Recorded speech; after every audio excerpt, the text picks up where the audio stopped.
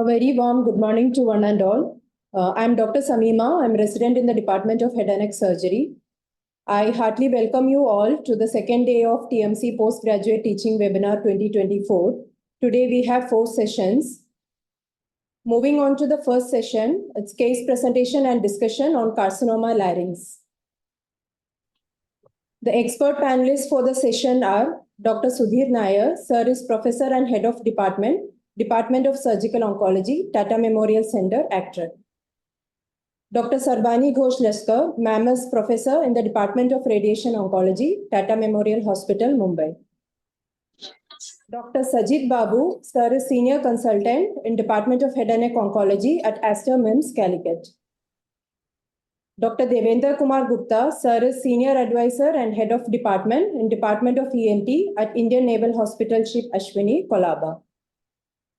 The moderator for the session is Dr. Apurva Garg. Sir is Consultant and Head Neck Oncosurgeon at Vishesh Jupiter Hospital, Indore. The case is presented by Dr. Ramkumar R. He is Junior Resident in Department of ENT at JIPMER. Over to you, Dr. Ramkumar. You can start your presentation.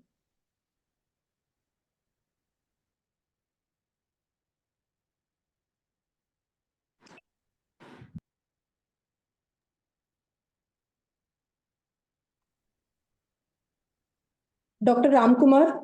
Hello. Share your screen.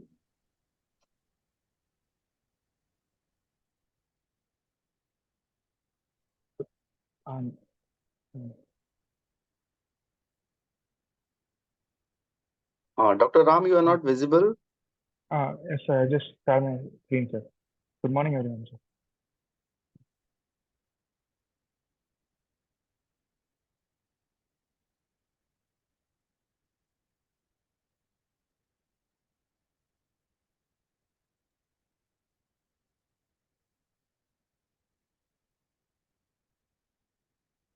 Sir, is my screen is visible, sir?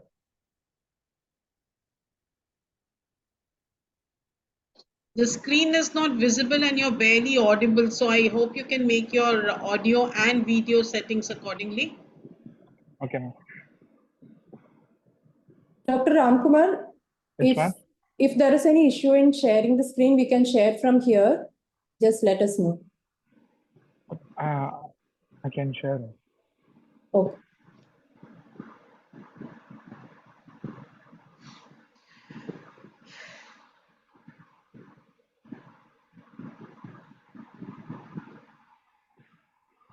Ma'am, is my screen is visible, ma'am?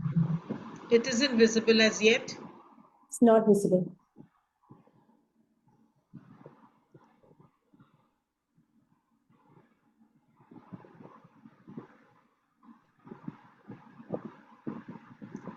Yeah, it's yes, visible. it is visible now. Yep. Okay.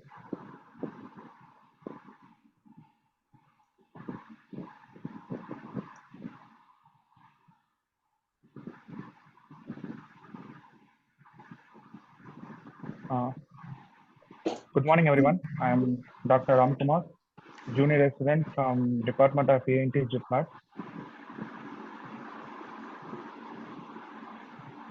Today, I'm going to present a case, patient Mr. X, a 64-year-age male, hailing from Jinji, Tamil Nadu. Ramkumar, Yes, ma'am. please on your video. Ma'am, it's showing that the host has you cannot start a video because the host has stopped it. It's coming with me. Okay. Good morning, everyone. I am Dr. Ramkumar, Junior Resident from the Department of ENT, JIPMER. I'm presenting a patient, Mr. X, a 64-year-age male, hailing from Jinji, Tamil Nadu, farmer by occupation, belonging to a lower socioeconomic status.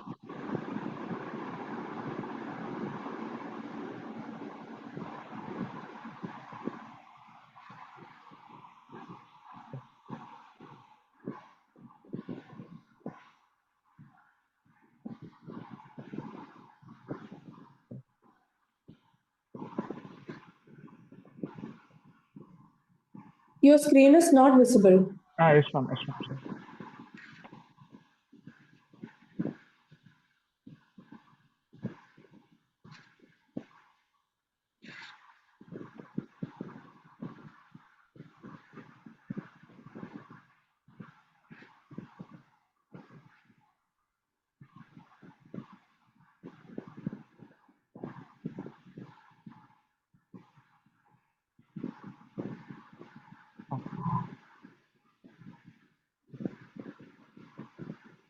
He presented with the chief complaints of change in voice for 18 months, breathing difficulty for 14 days, and noisy breathing for the past 3 days.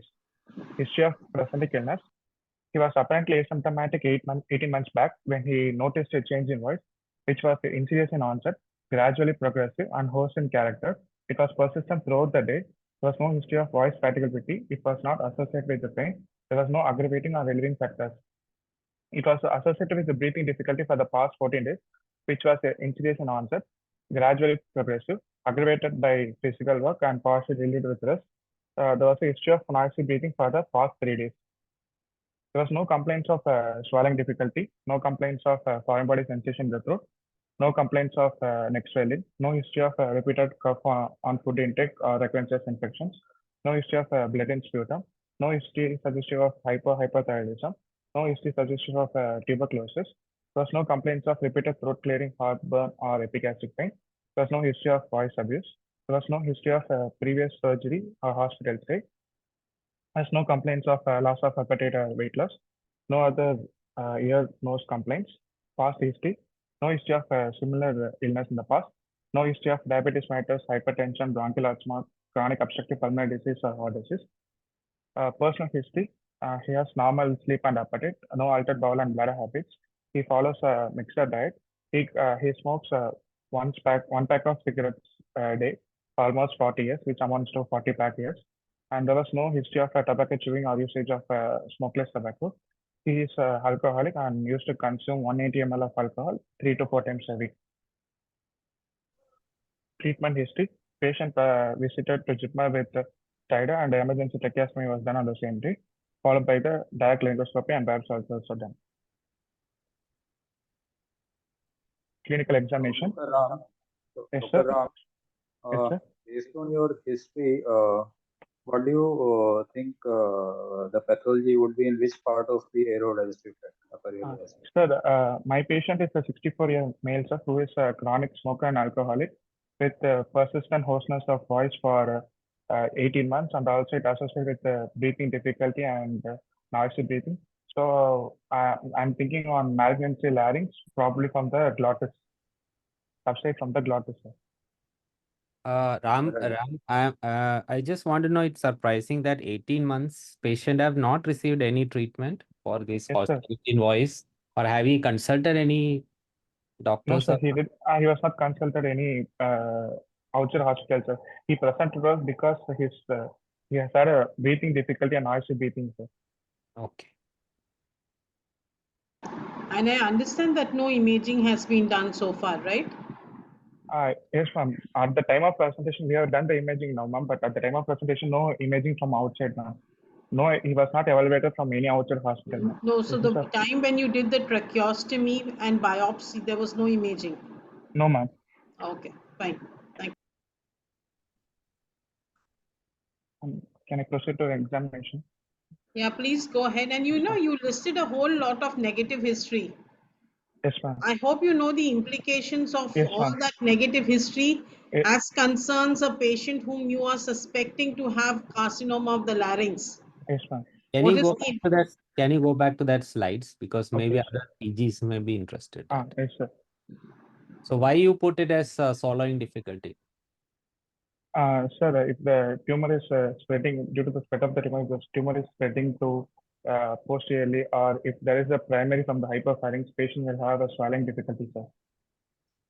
Yeah. So in a hypopharyngeal illness, primarily the initial symptoms, presenting It'll symptoms, be following problems. So in this Yes, case, sir. that is not there. So not, Devendra not there, sir. was also Yes, sir. asking regarding the primary diagnosis. So these things Yes, sir. also do help. Yes, sir. The next foreign body sensation, the throat. If the primary is from the supraglottis or from the postgraduate region, type of patient will have sensation of foreign body in the throat. Sir. So I took this history to rule out that, sir. And no complaints of neck swelling to look for any lymph node involvement in the neck, because tumors from the supraglottis and the hypopharynx are more chance for lymphatic swelling. And no history of repeated coughing on food intake or recurrent infections to rule out aspiration symptoms and related infections. What Meridian Ramkumar, one more thing. What else can Yes, cause sir. changes Yes, in the sir. voice? What all pathologies can cause changes in the voice? Sir, benign pathology and malignant pathology can cause. Benign conditions such as vocal cord nodule, any lesions affecting the free margin of the vocal cord can cause voice changes. And if the lesions in the oropharynx, such as any oropharyngeal mass, oropharyngeal lesions can cause voice changes. In malignant pathology, Pharynx tumor. typically do not initially cause changes in the voice, but it can, of course, occur. Yes, sir. What else are the common cause of change in voice? Then other conditions such as malignant lesions arising from the glottis region, sir. And if it spread to supraglottic region because of the bulk of the tumor, also it may cause voice changes. Thyroid lesions, any thyroid? So thyroid lesions initially, if it's a progressive lesions at the end stage, if it involves a nerve, it may cause voice changes. But initial stages of thyroid lesions, malignant lesions won't cause voice changes. But in case of hypothyroidism patients, that may cause voice change because of the edema.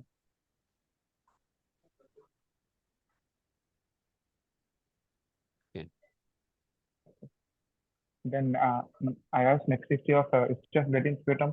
If to rule out the lung mets, also if the primary is a bulky tumor involving the supraglottis, patient might cough out that blood in the sputum. Then no history of suggestion of hyperthyroidism for the general condition of the patient. It's affect the morbidity of the patient, and no history suggestion of tuberculosis to tuberculosis patients also tuberculosis also have affect the larynx, and it may also cause the voice changes and other symptoms. So I asked this history to rule out that, and no history of throat clearing, heartburn, epigastric pain to rule out the symptoms of GRD, laryngopharyngeal reflexes, and no history of voice abuse. I asked to rule out since he has history of 18 months, and I asked to rule out any benign lesions of the vocal cord. There was no history of previous surgery. Hospital say to rule out whether this is a primary presentation or recurrent presentation, or has been worked up previously from the hospital. No complaints of loss of appetite or weight loss to rule out because of the cancer the patient might have this, so I asked to rule out that. And So ear I would complaint. say one more thing. In a hypopharyngeal cancers, long-standing Yes, hypopharyngeal cancers, Yes, sir. as you mentioned, there is difficulty swallowing, and the patient may have Lost weight. Yes, sir. loss of weight. So there is typically those hypopharyngeal, advanced hypopharyngeal cancers, and if they are coming for a tracheostomy because of invasion of the larynx and coming for this thing, the typical history in such patients will be they have difficulty in voicing, they are emaciated, they are loss of this thing, weight. Yes, sir. So Yes, that sir. is another clinical feature. Very without imaging, also you can guess that is Yes, the sir. location of the disease. Okay. Yes, sir. Okay, next go back to your next. So can I proceed with the examination, sir, now? On examination, patient was conscious, oriented to place, time, and person, moderately built and nourished, and afebrile. There was no pallor, ictus, cyanosis, clubbing, generalized left nodulopathy, and fetal edema. His pulse rate was 84 per minute, regular rhythm, normal character and volume. Blood pressure 120 80 millimeter of mercury, measured in right arm sitting position. Respiratory rate was 18 per minute, and saturation was, he was maintaining saturation at room air of 98%, and he was on tracheostomies and on 7.5 vortex cup tracheostomy tube. His performance score, ECOG performance score was 1. His cooperative oncological performance score was 1. One more question I want to ask. You did already sir. tracheostomy in this particular, Yes, sir. Yes, right? And you don't Yes, have sir. imaging also. How will you Yes, do the sir. tracheostomy in this case? Sir, we can do one chest we can do a chest X-ray, sir. Soft tissue neck of the soft tissue neck of the AP and lateral to look whether they can do the to look the lumen airway lumen status. So also we can perform laryngoscopy, video laryngoscopy, sir, to know the whether the chink is endolarynx is visualized and our chink is adequate or not. No, but in this particular session, how will you, where will you position your tracheostomy? So this is a malignant patient, so I would like to do a high tracheostomy, sir. Yeah. So before that, I would like to do one X-ray soft tissue neck lateral view. After Yeah. that, I will proceed with high tracheostomy. Sir. Okay. Okay. ENT examination. Is wall cavity mouth opening adequate? Interincisor distance is more than 35 millimeters. Tongue protrusion normal. Lips, gums, teeth, buccal mucosa, tongue, hard palate, gingival surface, retromolar trigon, floor of mouth appears normal. Oropharynx, uvula, soft palate, tonsillar fossa, posterior pharynx appears normal. On video laryngoscopy, there was an ultra-proliferative growth involving the right false guard, extensively infrared epiglottis, right to and to the left to front to the left false guard. Bilateral arytenoids appeared bulky. Bilateral epiglottis appear normal. Right hemilarynx appears to be fixed. Base of tongue, valvula, and suprahead epiglottis normal. Penetration was present. Bilateral PFS, minimal pooling of secretions present. Posterior pharyngeal appears normal. Post-cricoid region could not be visualized.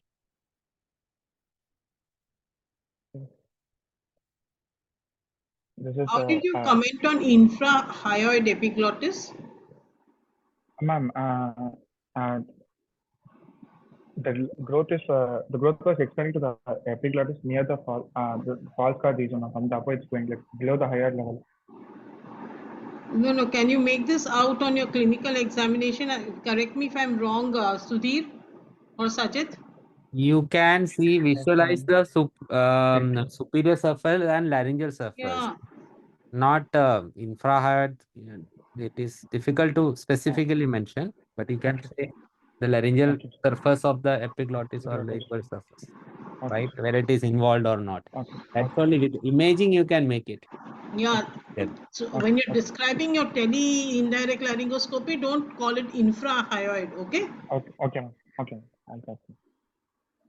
In other words, what are the hidden areas of laryngopharynx while doing a tele-endoscopy? So the subglottis, undersurface of vocal cord, and post-cricoid ventricle, post-cricoid region, and apex of periform sinus. Right, and infrared epiglottis. Probably he might have mentioned the petiole of epiglottis. Petiole. That makes more sense, yes. Okay. Okay, so on your indirect laryngoscopy, you have a growth that is located in the supraglottic larynx, right? But Yes, which is yes, ma'am. involving the right true cord, True left cord false also, cord. left true cord. Yes, ma'am. And the right hemilarynx is fixed. Fixed. Yes, ma'am. So what is the examination of your neck? Okay, this is your picture. Show us the picture. No issues. Show us. Video laryngoscopy of the patient. It's showing ultra-proliferative growth involving the right false guard with extension to the petiole of the epiglottis and left false guard. And the right hemilarynx appears to be fixed and bilateral arytenoid supplied by teeth. There is minimum pooling of secretions in the bilateral periform sinus and left hemilarynx restricted movement as well. And post-cricoid region is not able to visualize now. And there are also penetrations also as well.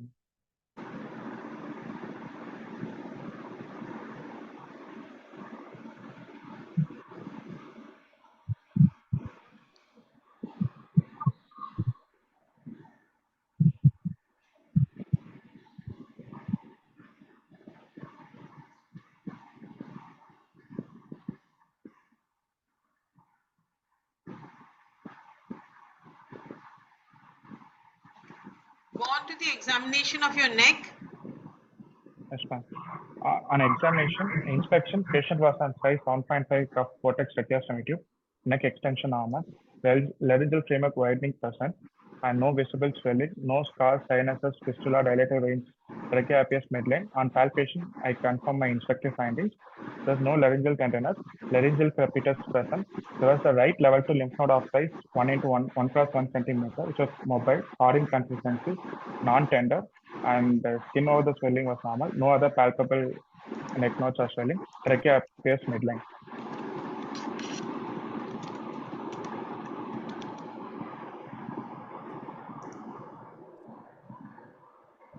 What is the significance of neck extension? The neck extension, there are two significance. One is to look for the involvement of the prevertebral space. If the lesion is extending to prevertebral space, then neck extension will be affected, sir. Another one is for examination for direct laryngoscopy and biopsy, sir. The positioning of the patient, we need adequate mouth opening to perform this, sir. And adequate neck extension for this, sir.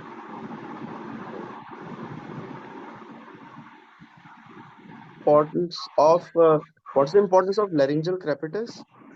The laryngeal crepitus is a cricovertebral grating sound, sir.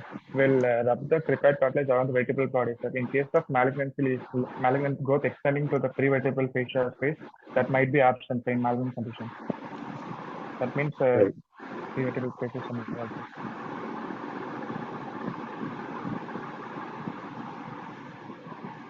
So now what is your impression? My diagnosis is malignant neoplasm of the glottis with supraglottic extension. Clinically T4A, N1, M0, stage 4A. T4A, Why you say it is T4A? Sir, on clinical examination, there was a laryngeal widening is there, sir. So I'm suspecting cartilage erosion with extra laryngeal spread, sir. So it's T4A, sir. Widening usually doesn't classify it as T4. You can suspect and then you have to confirm with CT scan. Usually widening happens when the tumor grows and grows into the hypopharynx. That is where the widening happens, especially if it is a bulky area. Glottis going to supraglottis, when it is bulky, pushing into the hypopharynx, that can cause a widening. So you can't say that it is a direct indication. But only sometimes we may feel the tumor outside the larynx. That is when you would say surely for sure that it is T4. Otherwise, in this case, I think you can say only up to T3 by your clinical So examination. yes, one hemilarynx is fixed. So that is T3. T3. Extending to other subsites also. The other thing I wanted to see, because the one thing is there is a swelling. Is there a swelling seen on the neck anterior part? No. No, sir. Just that widening was there, sir. Just fullness widening kind of. There's no swelling, sir.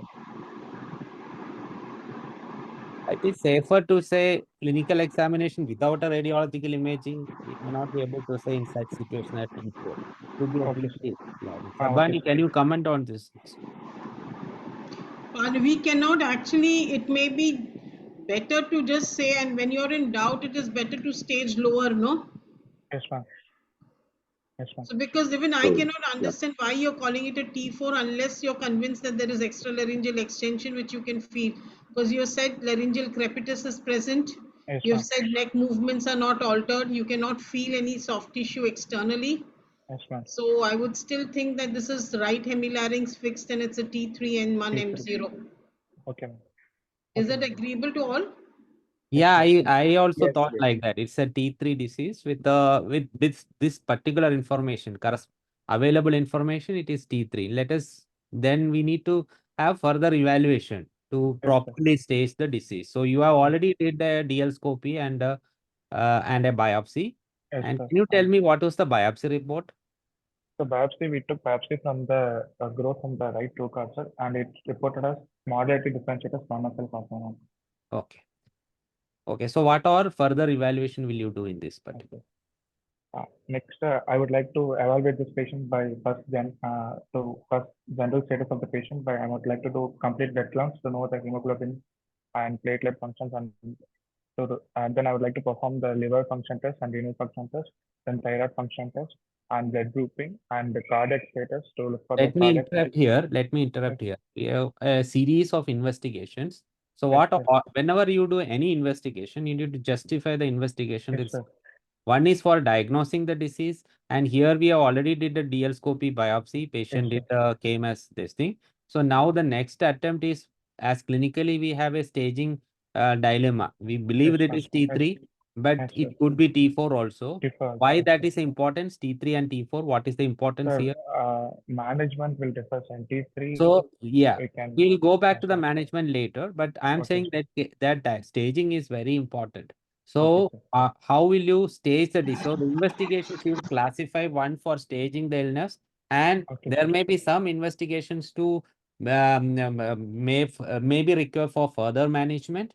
or for even some evaluations, you need some investigations. Okay, sir. So you see, So- what are the investigations will you do at present? Because these are, I may not do everything for all. It depends Okay, on sir. the managing, the Okay. management strategy. So first, I will prefer certain investigations. For that, Okay. of course, I agree. CBC is basic investigation. We need to know hemoglobin status, the regular status, and the renal function test. Renal function test is important for certain imaging modalities also. Yes, We need to know the creatinine CT, level conference for rate, giving a yes. contrast. Okay. Okay. So that is Okay. also important. Thyroid function test, naturally it is important because in sometime we, not always we do, but you generally we do TFT also. Some, especially we suspect some thyroid lesion, or Yes, sir. we are also planning these patients for radiotherapy or further treatment.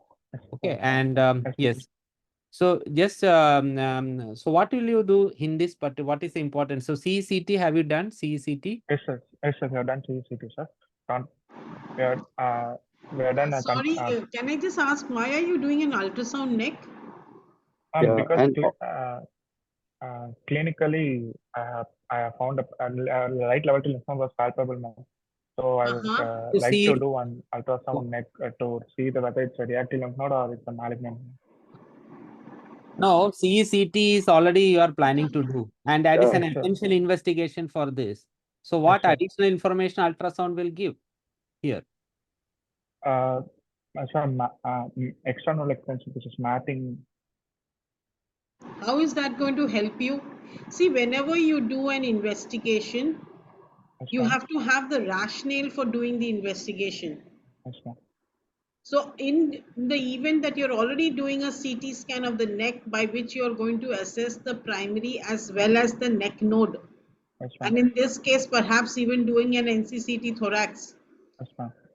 you will not do an ultrasound neck. Are you in doubt that the node is not going to be picked up by the CT scan neck, or will it No. not tell you the characteristic of that node? Then No, ma'am, perhaps an we USG can. neck, but otherwise no. Okay. Okay. So don't Okay. keep adding additional investigations. All Okay. right. Okay. Yeah. Second thing, yeah, somebody is asking from the comments also, do you need FNAC from the lymph node? Why? What? Yes, sir. Kumar. Yes, sir. Yeah, Yes, tell sir. me, do you routinely do FNAC from the lymph node, or you just have already the biopsy report? No, sir. Already biopsy is reported, so now no need. I may not prefer doing now, sir. But if sometimes biopsy came descriptive or some descriptive, then we like to confirm the lymph node, sir, whether it's metastatic node or reactive node. No, in that case, you may want to repeat the biopsy, especially if you are in doubt. If it's not an obvious growth, if it's not a bulky growth there, it's just unhealthy mucosa or something like that, then you may want to repeat the biopsy. But Okay. you know, if you have a positive biopsy from the lymph node and the neck node satisfy your criteria for a pathy, that means it is pathologically involved, then you Yes, may ma'am. not want to do an FNAC in the presence of a positive biopsy from the primary. Okay. All right. Okay. So do you know the criteria for involvement of a lymph node on the CT scan? When do you call a neck node as being involved? The malignant node will be the oval in shape with the central necrosis and the peripheral It will not enhancement. be oval in shape. Oval in Round. shape. What is the shape of a involved node? Usually it is Round round. shape. Ah. Round shape, sir. More. Oval is Yeah, a sorry. reactive lymph nodes. Reactive. Round Okay, shape, reactive sir. lymph. Yeah. Round shape with the central necrosis and peripheral enhancement. And the size will be more than Loss 1 of fatty centimeter. hilum. Loss of fatty hilum. hilum. So this typically they will describe. And another thing is larger nodes. They may Yes, even tell extra capsular Not a- spread. Yes, sir. Okay. So that is also have a staging implications. Yes, In sir. the it becomes a N3 node. Kidney. Yes, sir. N3 node. Okay. Yes, sir. So so ECG is very important here. Yes, sir. And yes. Please Yes, sir. describe the Right. CT findings. Yes, sir.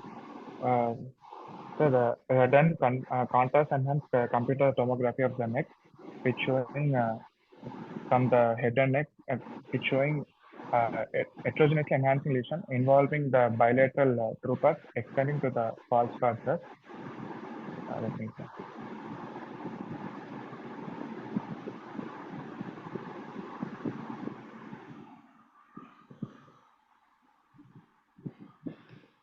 So describe what you see. Heterogeneous enhancing lesion, ma'am, involving bilateral true extending to the false cord, and laterally it's extending to the paraglottic space, ma'am.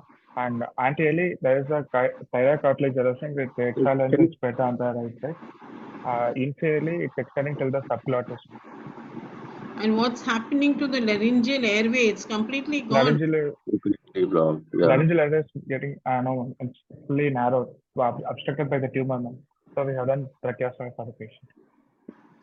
And now if you call it a T4, I will not Yes, I will not argue with you, because at places you Yes, really ma'am. cannot make out whether the cartilage is involved or not. Yes, ma'am. So then what would you like to do in that case? Ma'am, for T4, ma'am, now my diagnosis is T4A, N1 and N0. Since it's a dysfunctional larynx, I would like to perform a surgery, ma'am, total laryngectomy. No, one minute. Don't come to surgery first. Tell us, supposing you're in doubt about the cartilage involvement, if you go to Yes, ma'am. some of your higher Can cuts. you can Yes, you go ma'am. the can you go Yes. to show me the previous slides that is corresponding laryngeal sections, the laryngeal sections, laryngeal cartilage. Just show the cartilage part. I just want to know clearly any. Yeah, Yes.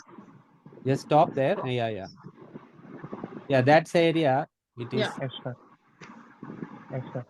So if you see the previous slides, how much is the slice this thing cuts at Thickness. This cuts are 1 mm cuts, sir. 1 Okay. mm?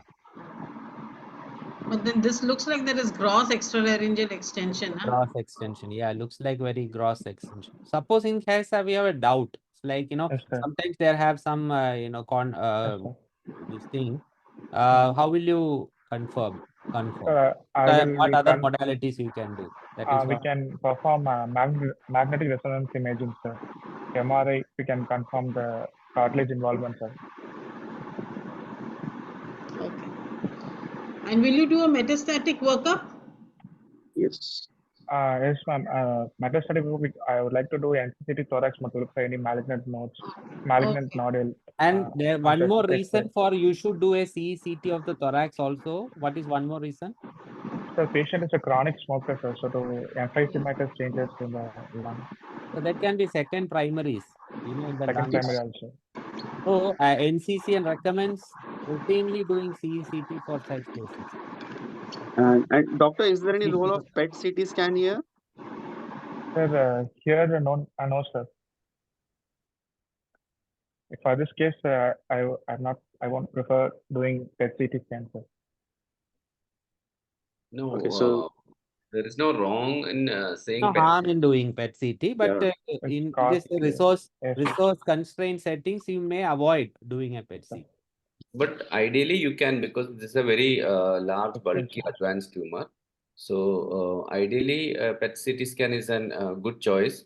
Only if you have so much of resource constraint, you can still go ahead and think of CT neck and thorax. Otherwise, PET CT also should be included. Don't say no in this. Okay. So the basic investigation set in most of the time we do is PET CT of the head and neck and thorax. So that gives the majority, but we may very rarely miss lymph nodes and in other things. So that's the only thing. So in a routine settings in our public hospitals, we don't do routinely PET CT for all these cases in upfront. Okay. Okay. Because of the resource problems, and it is costly also. Both. Okay.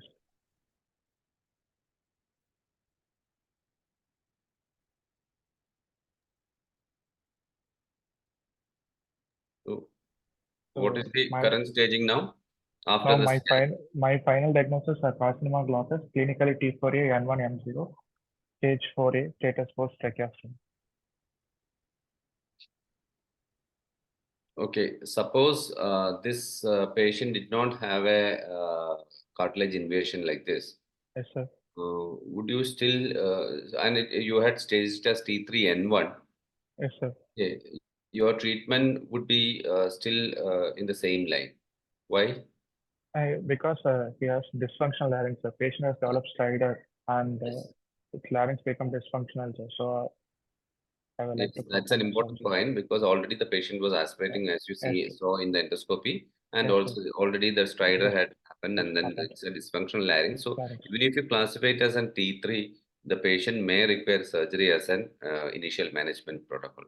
Now, what is the management in this patient? You have staged it as T4A and Yes, N1M0. sir. Yes, sir. What is the treatment now? Sir, I would like to do a total laryngectomy with a partial pharyngectomy and right hemipterygotomy with a bilateral neck dissection so from level 2, 3, 4, 5, sir. And with a primary TP incision.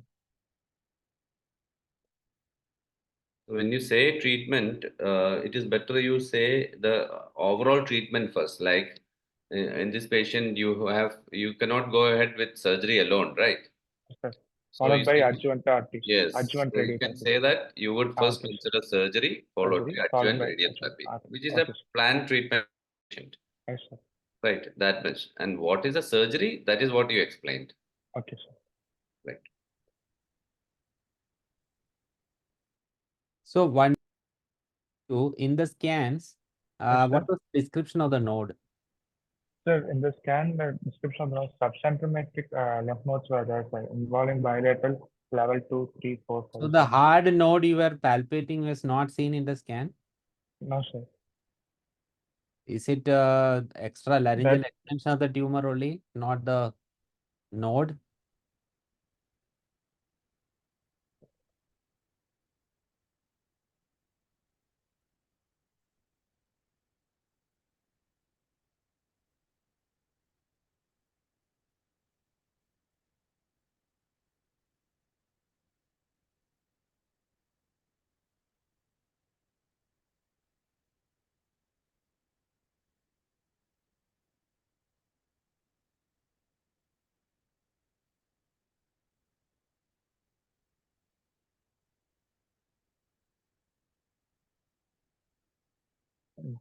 CT scan wise, only subcentimetric nodes were there, sir.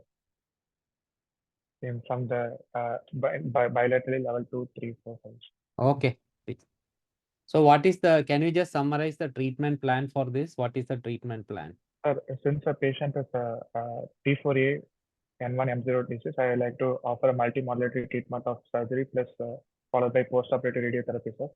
Surgery, I would like to do total laryngectomy, sir, with a partial pharyngectomy and right hemithyrotomy with a bilateral neck dissection involving level, including level 2, 3, 4, 5, sir. And without TP incision, primary TP incision. Tracheoesophageal, sir. And reconstruction, we do partial pharyngectomy may need any patch, PMMC or whatever, what you primary Intraoperatively, procedure will come. sir, if the defect is large, then I would like to consider a patch closure with a pectoral myocardial flap or the delta pectoral flaps. Dr. Ram, would you like to rehabilitate for the voice? Yes, sir. I would like to counsel the patient, sir, regarding the what are the difficulties we'll be having post laryngectomy and what are the options available for voice rehabilitation, sir. And I would like to counsel the patient regarding the merits and demerits of each thing, and I'll let the patient to decide.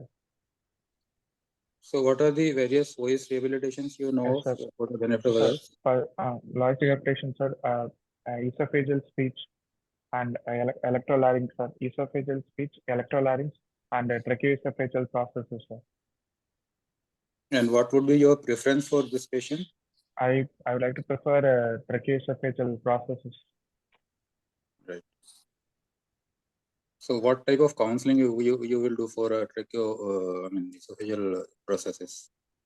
Sir, Yeah. Sir, this whether we can do primarily, sir, secondary, sir, and the need for the maintenance of the processes and how to the success rates first I'll tell, sir. Since tracheoesophageal process got good success rate and chance of failure also less, and he need a proper counseling, sir. He should have proper cognition, proper understanding, and proper motivation to attend the speech language pathology counseling, sir, for success of the voice process. That I would like to counseling, and then and need for what are the complications associated with the processes and need for the care of the processes, sir. Right. So any particular step of surgery where you can facilitate a better speech outcome, voice outcome in a primary TEP? Sir, sorry, sir. So any particular step of during your total laryngectomy Yes, sir. to facilitate a better speech outcome? Yes, sir. That important study is cricopharyngeal myotomy, sir, to reduce the tension of the pharyngoesophageal segment, sir. Right. What else? Anything else? Then for the stoma, I would like to release the sternum of the sternocleidomastoid mastoid, sir, to prevent the deepening of the stoma. And then puncture site should be in the midline, sir, in the midline and at 8 to 10 millimeters from the mucosal post-mucosal margin of the trachea, sir. And then cricopharyngeal myotomy, sir. Right, right. So your position of your stoma and the size of stoma is very important. Yes, sir.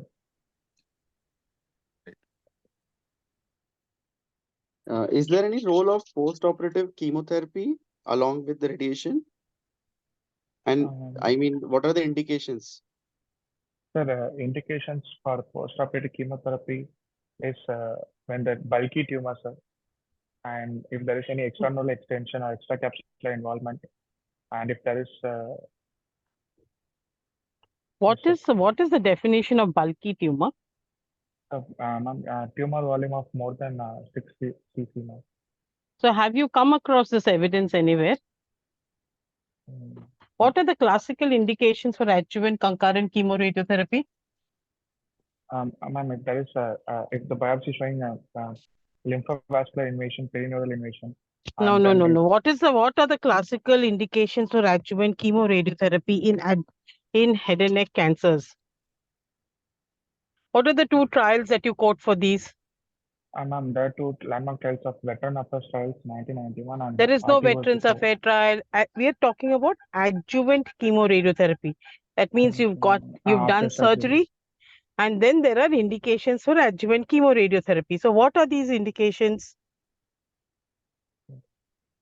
Only cut margin positive and extranodal extension at the nodes. Yes. Okay. Okay. So now that brings me back. And these are the EORTC trial and the RTOG trial. Okay. And then you have the intergroup, that is pooling of the data of these two trials. Okay. Okay. These are the Yes, classical indications.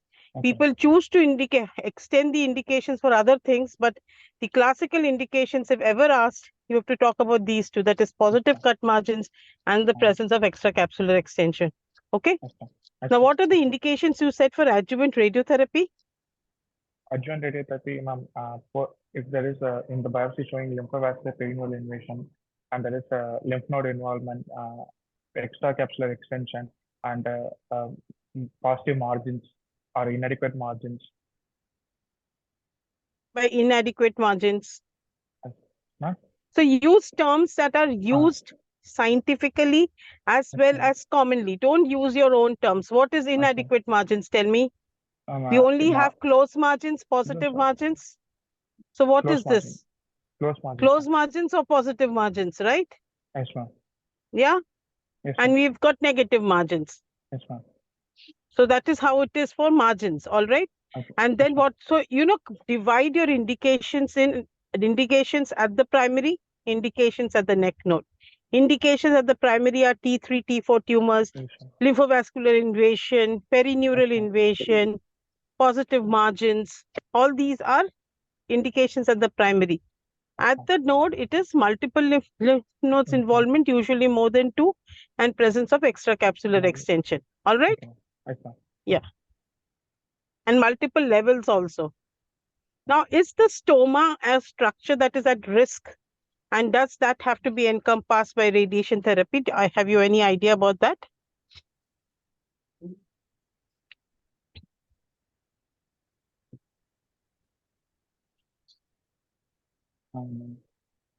Okay.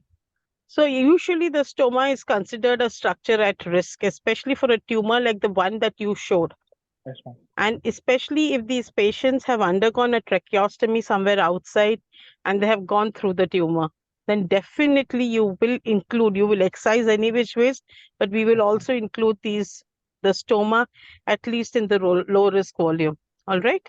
Okay, ma'am. Yeah. Post radiotherapy, what are the expected complications of therapy in this patient with CA larynx, supraglottic larynx? Patient might develop this difficulty in swallowing, dysphagia, and he might develop this mucositis form. So it will affect the swallowing of the patient. Then he have difficulty in speech also now because of the post radiation fibers of the sounding tissues. But then you are saying you will do either a primary or a secondary TEP. So Yes, do you think you will be able to rehabilitate him adequately for voice? Yes, ma'am. You will be able to. Usually, if you have TEPs in place and you look at the TEP after completion of radiotherapy and rehabilitate him adequately, then you should have good quality voice. Yes, The ma'am. only problem is that you may have excess extrusions of the TEP post radiotherapy, especially if the puncture is not, the size is not adequate and the prosthesis has not been placed properly, and there may be peristomal. That means what you call fistula leakage. So those are things that may happen post radiotherapy. And of course, importantly, you will have to remember hypothyroidism, because this patient has undergone surgery also, and surgery. So you'll have to remember that also. Yeah. Yes, ma'am. Yes, ma'am. Okay. Yeah. Thank you. There is a request for indication for RT and CT RT to be repeated. So if you see, it's almost similar to the oral cancers also. For radiotherapy, the postoperative radiotherapy indications are all advanced tumors, all node positive tumors, tumors with close or positive margins, and others like extranodal extension and positive margins will be extra indication for adding chemotherapy. Right. So, if all the experts agree, can we wrap up the case now? I Sure. think so. Yeah. We're reaching the time. Yeah. Thank you. Okay. And what else? One more thing, tell me, which you will do at follow-up when this patient comes to you. After completion of the treatment, I'd like to follow up by doing PET scan to come to the success of the treatment and to rule out any distant mets also. What else? Will you do a PET scan every time? And how often No, will you ma'am. do First, this PET scan? PET scan after 6 months of completion of treatment, ma'am. Then I would like to perform laryngoscopy examination also, ma'am. Clinically laryngoscopy examination, video laryngoscopy examination, and also CT scan also. Speech and No, swallow no. evaluation will not do. Speech and swallow, because we have. Speech and swallow, yes, sir. So, But This sorry, Sudhir, please go ahead. no, I mean, you can continue. So now Ramkumar, now this ma'am. patient that you have is a ma'am. chronic smoker and an alcoholic. Don't Yes, you ma'am. think you will have to also counsel this patient at every follow-up? And in Yes, this patient, at least a chest X-ray annually will be necessary to rule out a second primary at any point in time. Yes, ma'am. The PET CT again is contentious. You will have to, there is various literature available talking about doing an annual follow-up versus just a follow-up at 1 year and then going by symptoms. But definitely you will do assessment for disease clinically. Then you will look at the imaging once a year at least, chest X-ray perhaps. And of course, habit cessation has to continue all through whenever the patient is coming to you. Okay. And you will do your thyroid function test also Yes, 6 sir. monthly. Okay. And the speech swallowing rehab. Okay. Yeah, there was some question. Somebody had a question for me, but I can't find that. Okay, what role of RT in revised margins? See, the only literature that you have for any role of revised margins is Mustafa Bulbul's paper in oral cavity cancer. And that actually talks about that if you have a negative margin vis-a-vis a positive margin, these are the two ends of the spectrum, very good, very bad. If you revise a positive margin, it becomes better than a positive margin, but it doesn't become as good as a negative margin. Now, if that is the only indication for adjuvant RT, we will have to see, especially in the larynx, when we are not very clear about what constitutes a negative margin, whether you would take 1 millimeter and negative in a glottic larynx and things like that. I would say if the margin is negative, I would take it as negative and not give adjuvant RT only for that reason.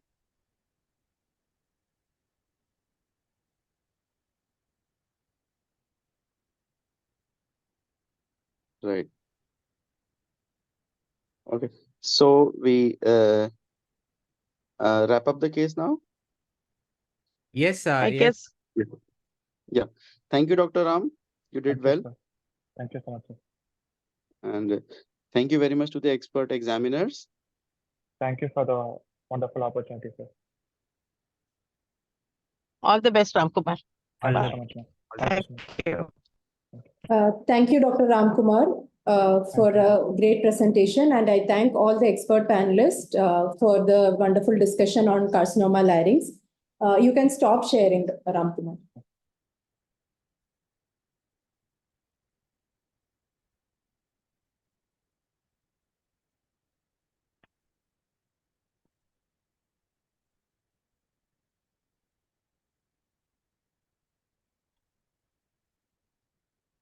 Moving on to the next session for the day, it's operative technique discussion on partial laryngectomy. The expert panelists for the session are Dr. Shivaraman Ganeshan, Sir is Additional Professor and Head of Department in Department of ENT and Head and Neck Surgery at JIPMER. Dr. Kannan S. Sir is Consultant in Department of Head and Neck Oncology and Skull Base Surgery at Apollo Cancer Center, Chennai. Dr. Divya GM, Ma'am is Associate Professor in Department of Head and Neck Oncology at Government Medical College, Kannur. Dr. Harsh Dhar, Sir is Consultant in Department of Head and Neck Oncology at Medica Super Specialty Hospital, Kolkata. The presenter for the day is Dr. Chirom Amit Singh, Sir is Professor in Department of Otolaryngology and Head and Neck Surgery at AIIMS, New Delhi. Over to you, sir. You can start your presentation. I'm not able to share my screen.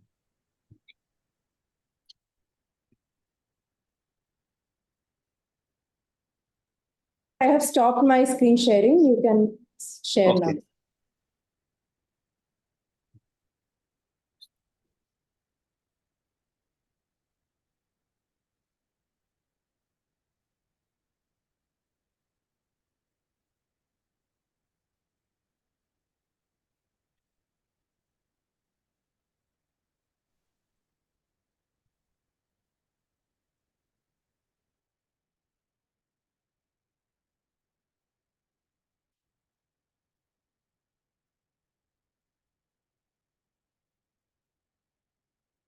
Okay, the next discussion is about the, can you hear me? Am I audible? Sir, yes, sir, you are audible. Good morning all. The next topic we are going to discuss is operative technique discussion, that is partial laryngectomy, and I have chosen this supracricoid laryngectomy because that happens to be the common one, open partial laryngectomy, which we perform. So a brief introduction.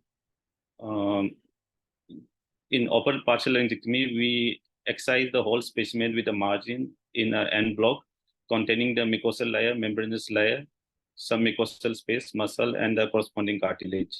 So traditionally, we have this classification depending upon the horizontal or vertical. That is, for glottic, we have laryngofissure and cordectomy, vertical partial laryngectomy, supracricoid laryngectomy. And for supraglottic, we have horizontal supraglottic partial laryngectomy and extended horizontal partial laryngectomy. But the recent nomenclature we have is from the European Laryngological Society, which divides them into type 1, 2, and 3, depending upon where we give the cuts horizontally, either above the cord, below the cord, or below the cricoid cartilage. That is horizontal supraglottic laryngectomy, supracricoid, and supratracheal laryngectomy. And we also put the suffix A and B depending upon whether we preserve the suprahyoid epiglottis or we remove it. There are various extensions to it, whether we remove one partial arytenoid or complete or even part of the base of tongue or piriform sinus.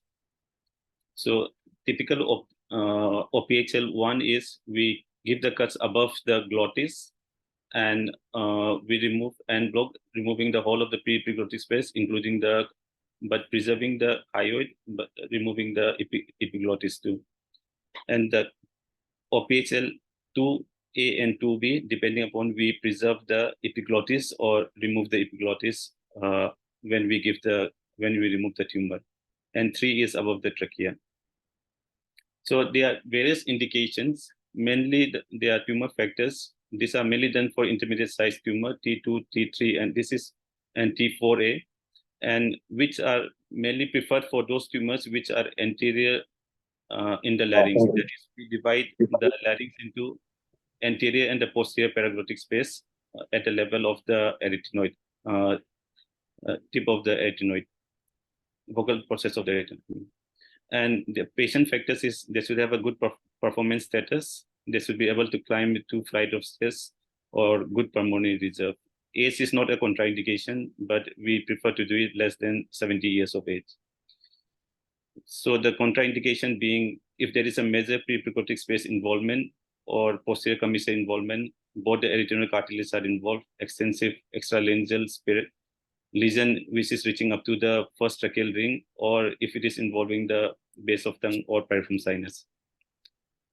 In salvage surgery, the indications are in the recurrent cases T1, T2, T3, and contraindications are if the arytenoid is fixed, if it is involving the vesicular base of tongue, pre-epiglottic space, or significant subglottic involvement, that is 10 millimeter anteriorly and 5 millimeter posteriorly, extensive tracheal invasion, posterior or inferior paraglottic space invasion, or extralaryngeal space through epithyroid membrane.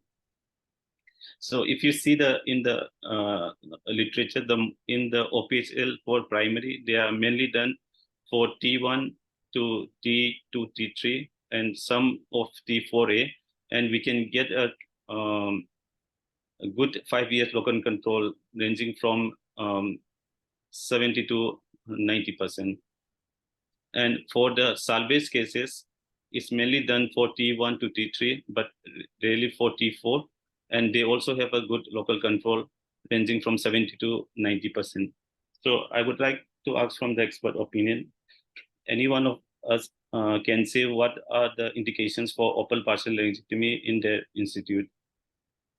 So Dr. Sivaraman, you can let us know what is your preferred open partial laryngectomy indication and the preferred one at your institute. Actually, with the advent of novel radiotherapy techniques and the narrow field, in a primary setting, it has come down very much. Why? Because in a primary setting, if it's a T3 larynx, if we do a supracricoid laryngectomy, partial laryngectomy, we need to augment that with adjuvant radiotherapy. So the functional outcomes are still better with the straight away going for chemoradiation, especially the advanced. So in a salvage setting, yes, for a T1 being T1 even after radiation therapy, or T3 larynx, limited T3 larynx, still have a role for open partial laryngectomy, especially when there is preservation of a speaking, breathing, and swallowing organ. So we have done very limited salvage setting also. I have done at least just only one supracricoid partial laryngectomy. The other one I wouldn't even count because we salvaged it with the total laryngectomy later. So if the with the post-radiation cases are not involving the pre-epiglottic space, even if it involves a pre-epiglottic space, we can do. But I would prefer pre-epiglottic space is not involved in limited paraglottic space, and at least both arytenoids being while I would prefer. But the classical indications are given in the textbook. At least one arytenoid unit is enough for a partial laryngectomy. And patient's functional status should be good, and the age should also be a criterion. And we also do a lot of laser in these cases. Sometimes if it's just a T1 disease or a T2 disease amenable to laser, we go for transoral laser excision. Right. Any other difference of opinion from other panelists? Dr. Kannan, Dr. Divya, Dr. Hers? Hi, Dr. Amit. Hi. I think whatever points you've already pointed out and what Dr. Shivaram just pointed out would stick to the same.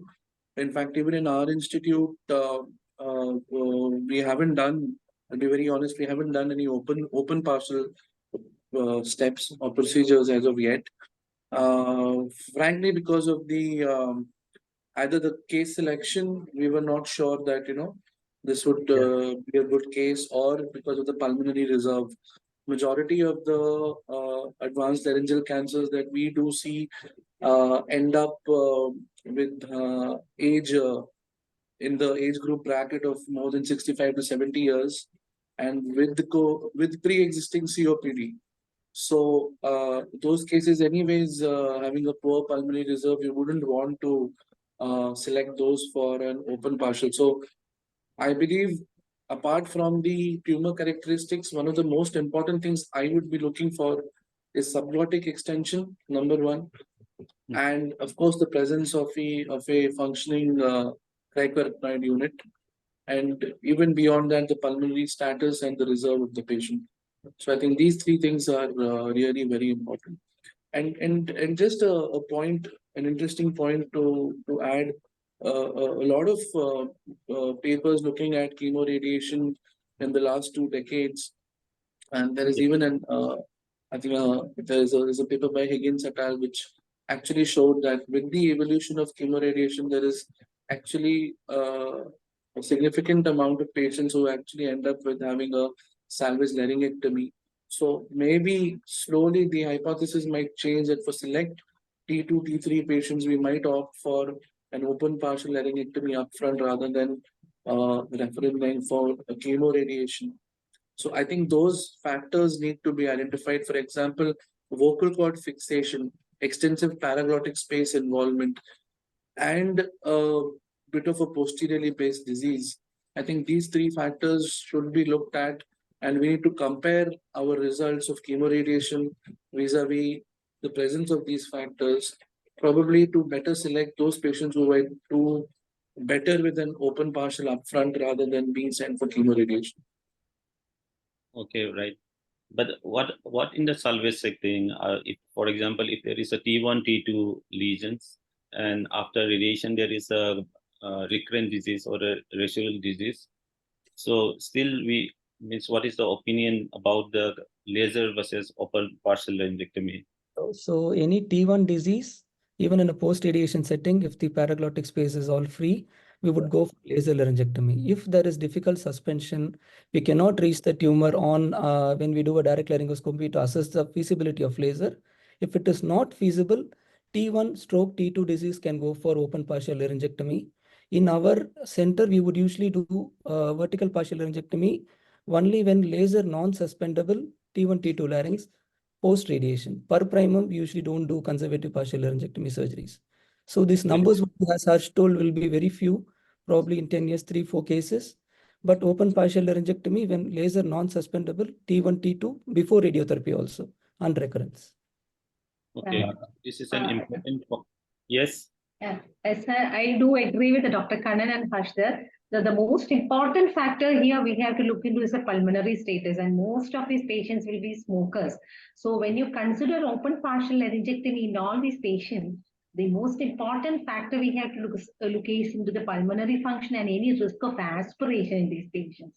So if there is any micro aspiration prior to open partial laryngectomy, that has to be picked up, because after the procedure, the chance for decannulation and the outcome of the surgery will be affected by the aspiration problems. So prior advocating an open partial laryngectomy, we have to evaluate the swallowing of these patients, and we have to exclude any aspirations in this patient prior to the surgery. So with the advent of this laser surgery and the recent modalities of radiation, new technologies, open partial laryngectomy as primary surgery is coming down because of these factors. Okay, so is there any specific way to evaluate this? That is usually by the clinical evaluation and also by the fees, fiber optic evaluation of swallowing, and we can also go for a video fluoroscopy to look for microaspiration. So there are 2 points which are coming out. One is that if we cannot expose, then we can go for open partial. But our data in our institute shows that our salvage with a CO2 laser, the result is not that great as an open partial, because if you compare the primary with the salvage cases in our institute, what we get is we can get only half the result of what we get in the primary cases. And even the laryngectomy free survival drops down very much to around 20% in this salvage cases. Yes. So laser is for the for the salvage cases, we are not that preferring very much because of this poor result. And we tend to go for open partial laryngectomy exclusively for salvage cases. So that is one point which we follow here. Maybe the result in other center may be a bit different. So Dr. Amit, to get it clear, even for a T1 larynx which has recurred, mid-cord you would go for open. You would prefer to go for open than laser. Open, yeah, because most of the time the laser with the after RT we actually don't know what is the actual margin of that tumor. So the tissue planes are not that good in the post-RT cases. So we prefer to do mainly the open partial in salvage cases. Agreed. But Dr. Amit, if it's a upfront setting, I mean, before radiation itself, if it was a T1 to begin with, and even in the T1, T2 here also is the same thing. So we practice primary non-surgical modality. For T1, mid-caudal we may go for laser, but the remaining we go for this radiation therapy, and supraglottis also is radiation therapy. So it's there is one study when they had compared the histological characters with the primary and the salvage, the multifocality, the chance of pedineural infiltration, involvement of the cricoid, they are all high with the recurrent lesion, even though the mucosal disease is small. So to get a margin clear resection in a recurrent disease, even so, what I completely agree with Amisar in the laser surgery in the salvage setting. If it is not a mid-cord lesion, a little more higher disease, these all factors has to be kept in mind because of the high chance of multifocality of the disease and tumor dissociation. So they have very well studied this and they come up with these factors comparing the primary and the radio recurrent diseases.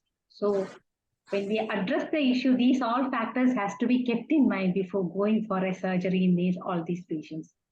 Yeah, I agree. I have a point to make. In laser, it is difficult, as Dr. Amit sir clearly told. It's very difficult to get the margins.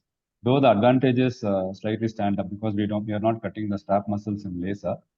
So the aspiration chances are little less with laser. But the quite challenges Amit sir told very clearly, getting a deeper margin. But that's why they are advocating multi-block resection. We have to do till the margins are negative. And there are reports. I mean, these are not, as Harsh pointed out, there are no multi-centric or there is no big pooled data for all these things.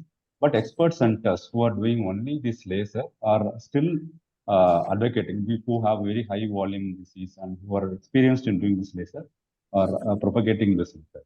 But as Amit sir said, even our experience with laser is not that good in salvage. Okay, right. So that is just to bring out the point about the primary versus the salvage setting for the open partial laryngectomy. But for primary, obviously, if there is exposure is not good and some tumor like adenocystic carcinoma, where upfront RT will not be a right choice. So in those cases, we would prefer to do surgery first, either laser or open partial.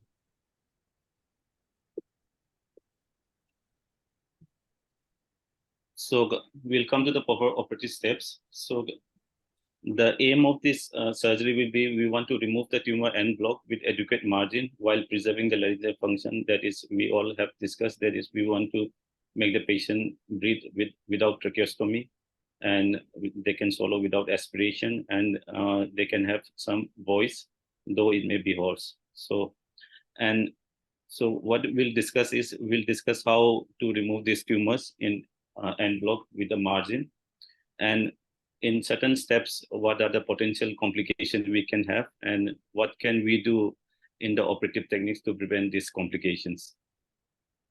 So it's like typical patient. This is a 69-year-old patient with T1CA larynx, which was treated with radiation, 60 degrees for 3.5 weeks. He has got a disease-free interval of 5 months.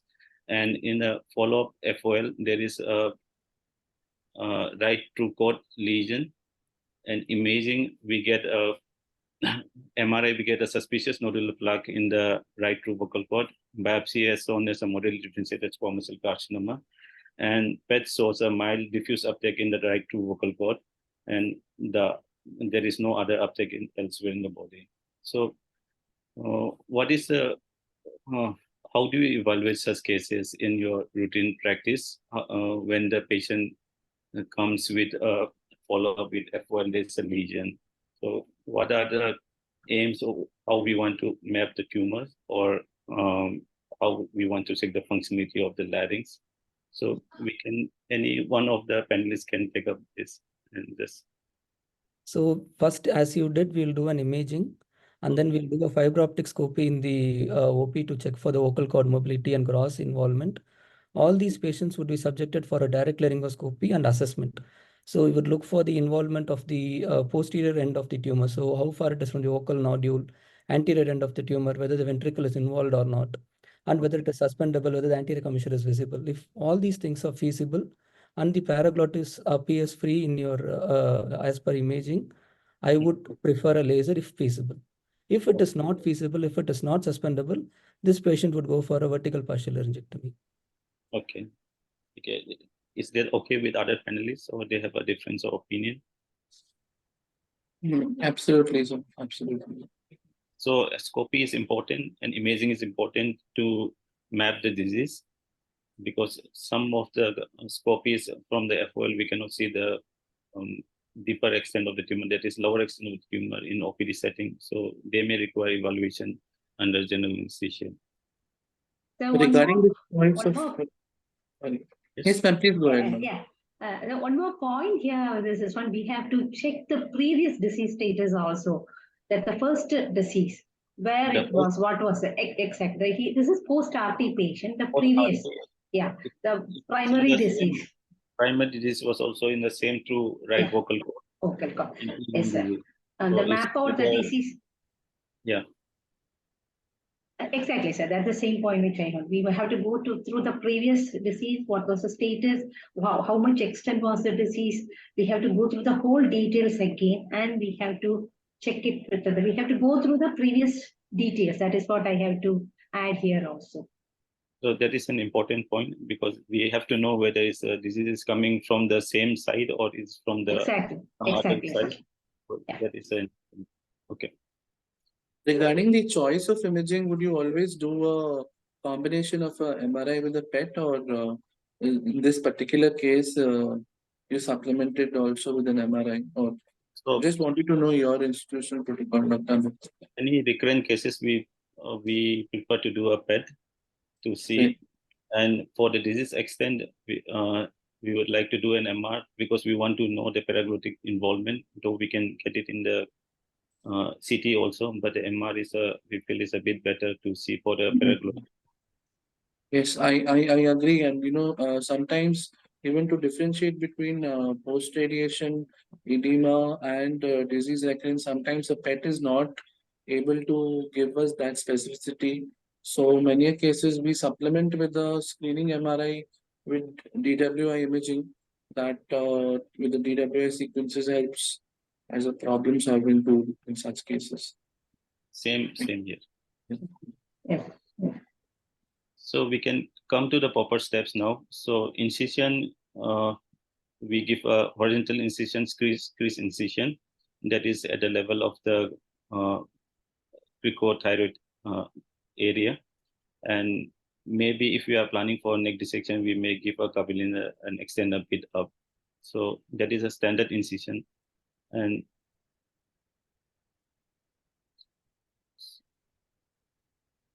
And the subplatysmal flap we have to elevate, and we go up to the hyoid bone, slightly above the hyoid bone, because we need to put a suture there at the end of the surgery. So the exposure of that area is important. And like at the anterior jugular, because we need to release the strap muscles. So this is, the strap muscles are released from the superior end after dividing in the midline, like we do for the thyroidectomy. So the sternohyoid is released from the hyoid, sternothyroid from the thyroid, and the thyrohyoid also is released from the hyoid. And the strap muscles are retracted laterally after releasing it, so that the whole larynx can be exposed. So it's just releasing the sternothyroid on the opposite side, and this is the sternothyroid. The thyrohyoid, sorry. So, and it's reflected laterally. And we need to scrutinize the larynx.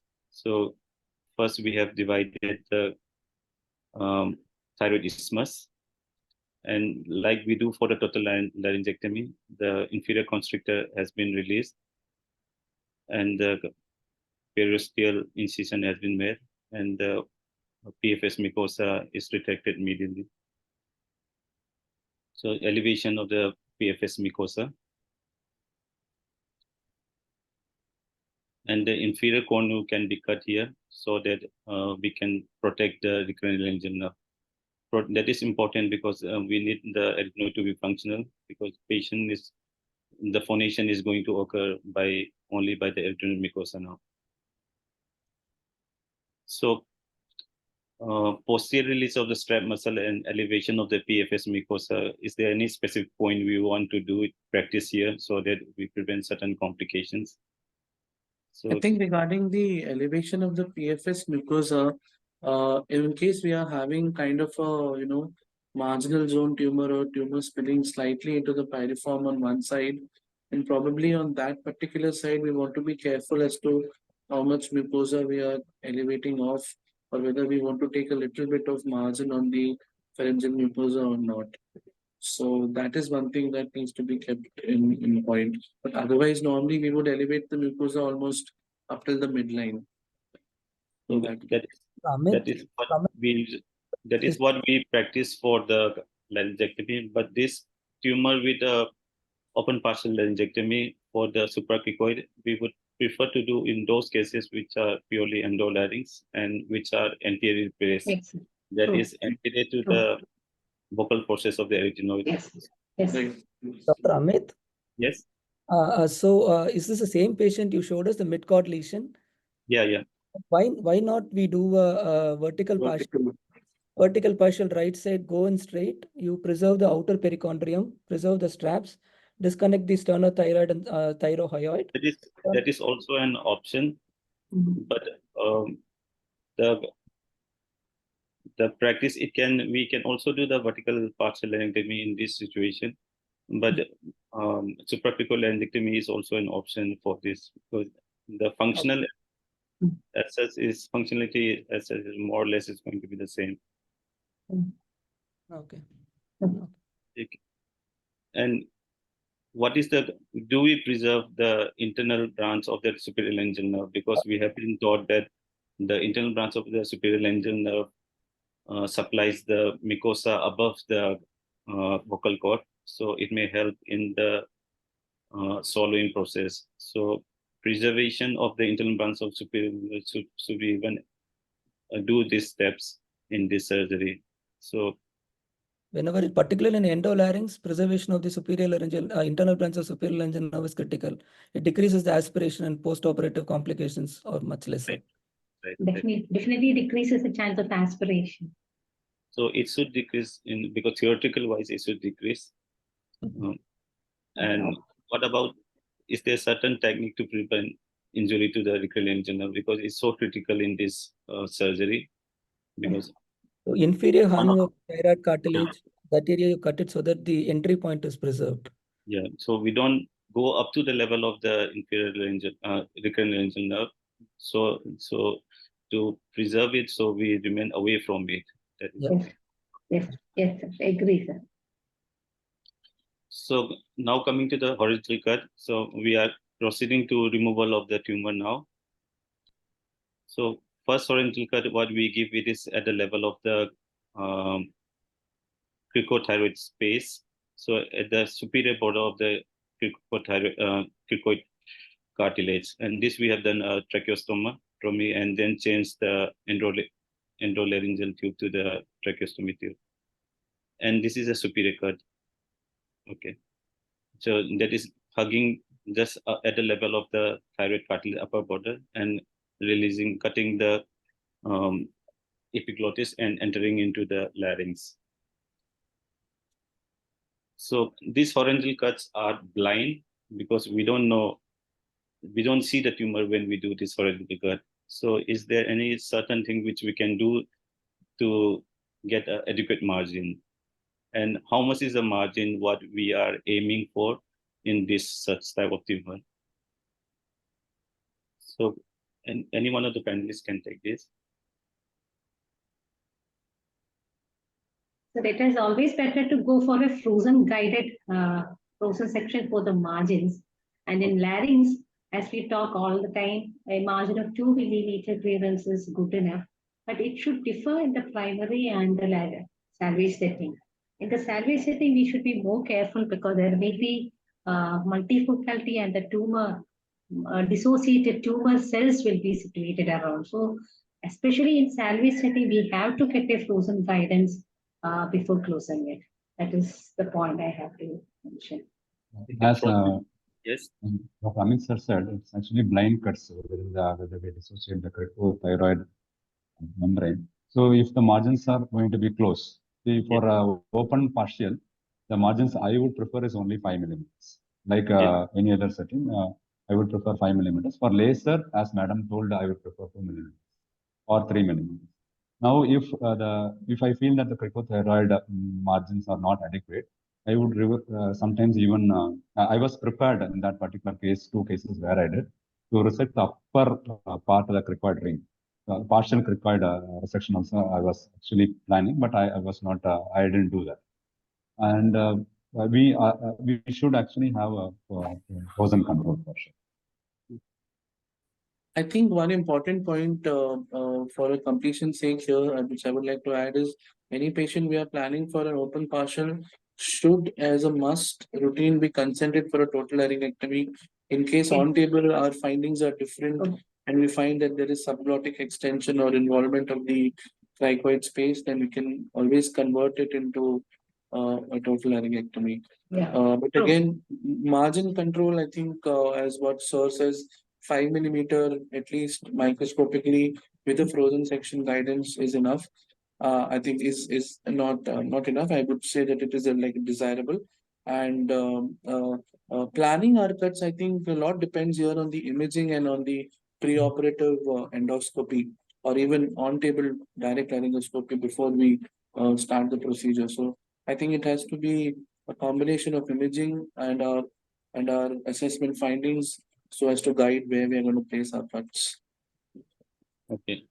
So that is means the horizontal cut we can only, that is like you have said, rightly pointed out, we can only plan it by imaging and endoscopy. Then only we can give the cuts because we are going to cut it from outside. We don't see the mucosa initially. So the imaging and the endoscopy is going to guide us. Still, we can get a close, means a bit close margin in the inferior.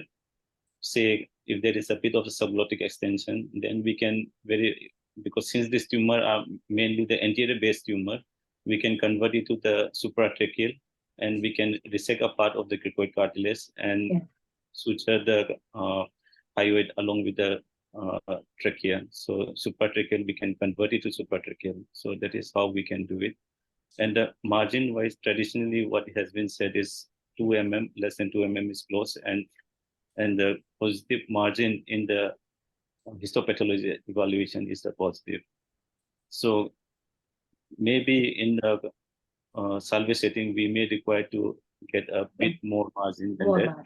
Yes. And frozen, if it is available, definitely should help us guide to get a adequate margin.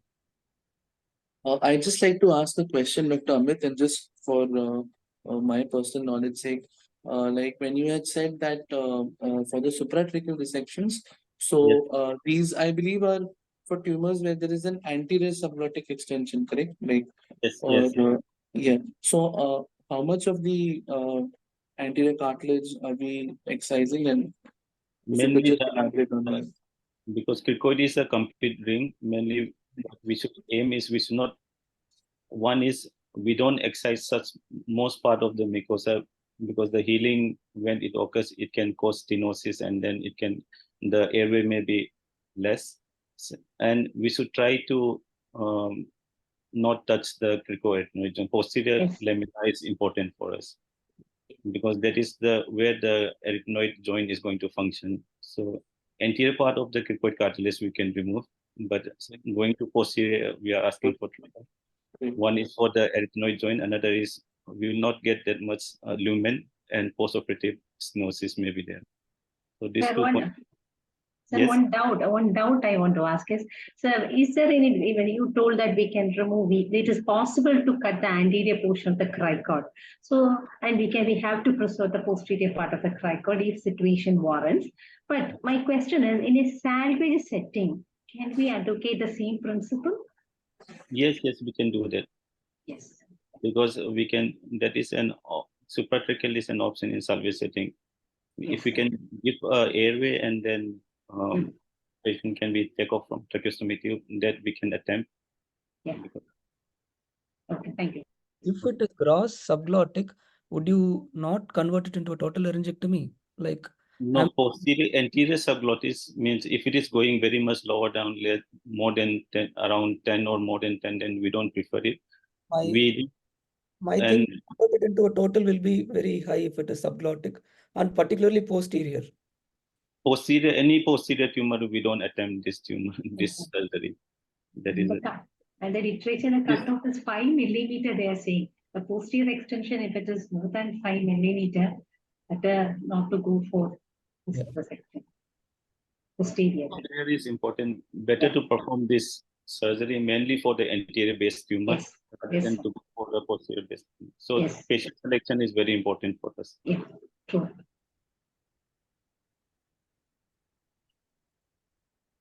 So now we can start with the vertical cuts. So vertical cut, here we can see the arytenoid. We can just cut it anterior to the arytenoid. Mainly we go from non-tumor side, so that we don't get a close margin. And once we cut it, this anterior cut goes down vertically up to the level of the cricoid ring. So the whole posterior part is left intact. So this is going up to the vertical ring. So, and then once we have given into the non-tumor side, we can out-fracture it, open the larynx, and then we can go to the tumor side, see the tumor, and then take a margin and cut accordingly. So this is, we are taking a margin with a knife, and then we can get a vertical cut now. So this is same like the non-tumor side. We can see the tumor, get a margin, and then cut it up to the cricoid ring. Sorry.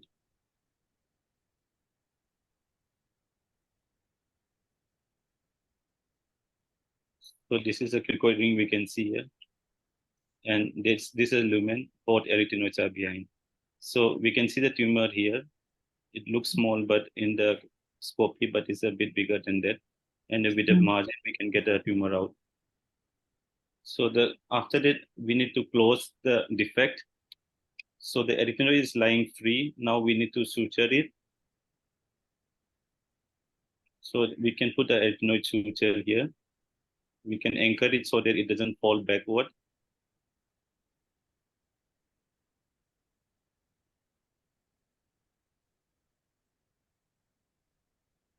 And PFS mucosa, we can put a suture here, submucosally, so that the PFS is not prolapsed and it can be sutured anteriorly in the later stage.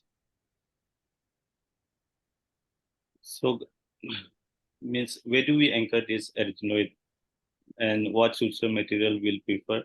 And is it even important to put this PFS suture? It is very much discussed in the literature to put the PFS suture. So anyone of the panelists can just... The anchoring sutures of the arytenoid is really to prevent the collapse of the arytenoids into the lumen. So basically, it is done routinely for all the cases of CH yes, partial. Either onto the tracheal ring or to the cricoid. The material will be 10 vicryl, though some surgeons prefer non-absorbable sutures. That particular case where I did a 10 vicryl. That should do. Postoperatively, the arytenoids were actually straight. And I also do this PFS anchoring suture. I suture it to each other on the midline. I mean, the sutures, I just tie it up on the midline so that the piriform sinus is erect. It's not, as you say, it's not collapsing as, and it will give a good depth of the piriform sinus. Okay. For the gravity dependent fall of the fluids, especially in Indian people, where fluids are more intaken than solids. The Western literature, solids are more. So this piriform sinus suture, anchoring suture helps definitely in a fluid intake. Okay, right. So the arytenoid suture is important. Yes.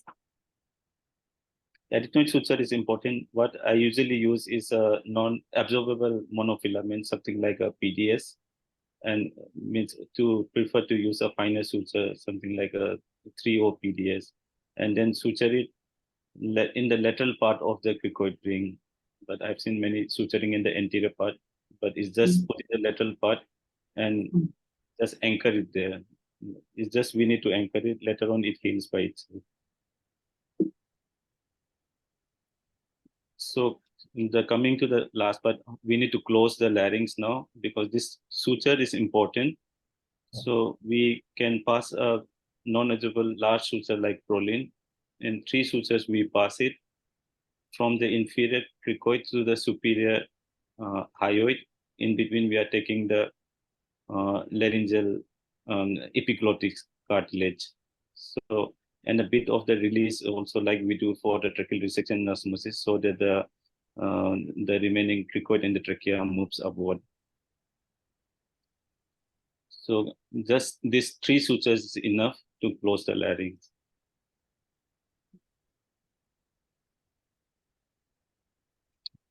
After that, we can close the strap muscles and then we can change it to separate incision and put a tracheostomy in the end. This can be decannulated later. So this suture material and what is the importance of because this I feel that the taking the bite in the preserved epiglottis is important. So anyone can just let us know if they have any problem with these procedures. So what preserving the epiglottis is most important. Preserving epiglottis and how we bite in the epiglottis. We use, I took the bite through the epiglottis itself because for the cricohyoidoepiglottoplexy, because that actually gives a good structure and support in postoperative time. And suture material, as I said, I did 1O vicryl for this also, cricohyoidoepiglottoplexy also, because I was very much worried about the granulations. Though with monocryl also, there won't be any granulations. Okay. But I used 1O vicryl. I would prefer non-absorbable suture material, and I would take an epiglottis in the stitch so that it doesn't prolapse onto the larynx. So preserving the epiglottis makes a huge difference. taking the bite through the epiglottis, because preserving it and pulling the epiglottis backward is important. Yes. Because if we don't take the bite properly, sometimes it can prolapse in the larynx, and the follow-up becomes very important. Once it is prolapsed, we cannot see the tumor site, and we will not be able to see by endoscopy anymore, and the patient can have breathing difficulty too. So this means we should consider this point while taking the bite through the epiglottis, so that it doesn't prolapse into the newly created laryngeal lumen. That is the point which I wanted to just highlight. So post-operative management is we removed the tube in 2 to 3 weeks, and oral feeding starts by 10 to 14 days. And swallowing therapy we can practice is in the technique in supraglottic swallow. So and we can see somewhat like this. The patient just breathe phonate through the preserved arytenoid, and it's just like a supraglottic voice, and the swallowing they can go here, and the airway we can see like we cannot see any laryngeal structures now. It's just a lumen only. So the other panelists can also just highlight us. So how do they do their postoperative management? So in the immediate, we would at the end of the surgery take a mentosternal stitch. So sternamental stitch, it's there for 5 days. I'm not sure, but that's we a do. good point. Okay. And, Guardian stitch. Guardian stitch. Guardian stitch, yes. Yes, yes. And these patients would be on regular follow-up with our swallowing therapist. Yes. We would do a fees before removing the tube out. Right. So that is important. Because fees we can do it so that once they prevent aspiration, and then swallow therapy we can give it, so that mainly these patients follow up with our SLP. So any other points the panelists wants to add, or any There other is a question in the chat box from Dr. Anthony James. He is asking specifically the indications for vertical partial and horizontal partial. So to just to add my thought about this, I would look into the region, whether it's in the glottis or subglottis.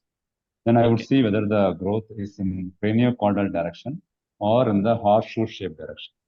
So that will decide if it's in craniocaudal, and if it's purely glottic, then I would prefer vertical partial. Or if it is supraglottic extension is there, and if it's a horseshoe shaped lesion, then I might go for horizontal partial. I mean, and so. Agreed. And if it goes for total laryngectomy. Yeah. Total laryngectomy is the backup cause for all of us. There is agreed. Mostly vocal cord lesions without anterior commissure and posterior commissure involvement would go for vertical partial.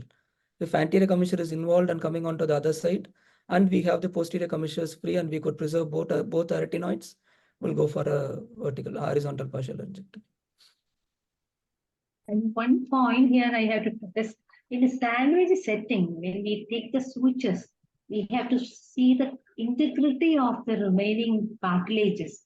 So I have encountered, I have seen in now my institute, when we took the sutures to cricohyalopexy, the cricle was so brittle and it break off. So in cases of salvage setting, this pexy part, sometimes it may end in trouble. I don't know, sir, Amit sir, what is your opinion and what is your thought about this particular situation? In a salvage setting, in a post-RT setting, when we take this pexy, when we approximate the sutures, have you ever encountered this problem? Brittle cartilage? I have not encountered as such like that. But what we can practice is, since the gap is going to be a bit more, and we want to suture the hyoid to the cricoid, so the distance is a bit more. So we need to release the inferior part, that is the trachea. If we can release the trachea, that will give up, means we will be able to pull up the lower part a bit higher up. So that we can practice it. It's just like how we practice for the tracheal resection in anastomosis. Okay. So sometimes we don't release the trachea. We can release at least the anterior part of the trachea so that we can pull up easily. So that will decrease the tension of the suture. It's not that, it's a cartilage, it becomes brittle, cricoid cartilage. So Yes. it went through, it break off actually when we When went you- for that. Yeah. If it is breaking up, probably what Amit told is right. So you should decrease the tension in the suture. So flex the head, release it down on the trachea. And if the pressure on the suture is lesser, then the chance of breaking will also come down. And we don't go through the cricoid. We would. Yeah, it was hugging it will hug the cricoid, no, Dr. Kannan? Yeah. Yeah. So don't go through the cricoid. I was talking about the salvage setting. That's the problem, not in the primary setting, in the salvage setting. So one more chat is that they want to say that partial laryngectomy in salvage setting or better do TL. So if you are in doubt, better to do TL. But yes. such a small tumor, less than a centimeter paraglottic space, it's worth exploring a salvage setting. As Harsh told, you should have a consent for total laryngectomy at any point. You have any mishaps like cricoid breaking, I wouldn't even hesitate to do a total in that patient. Exactly.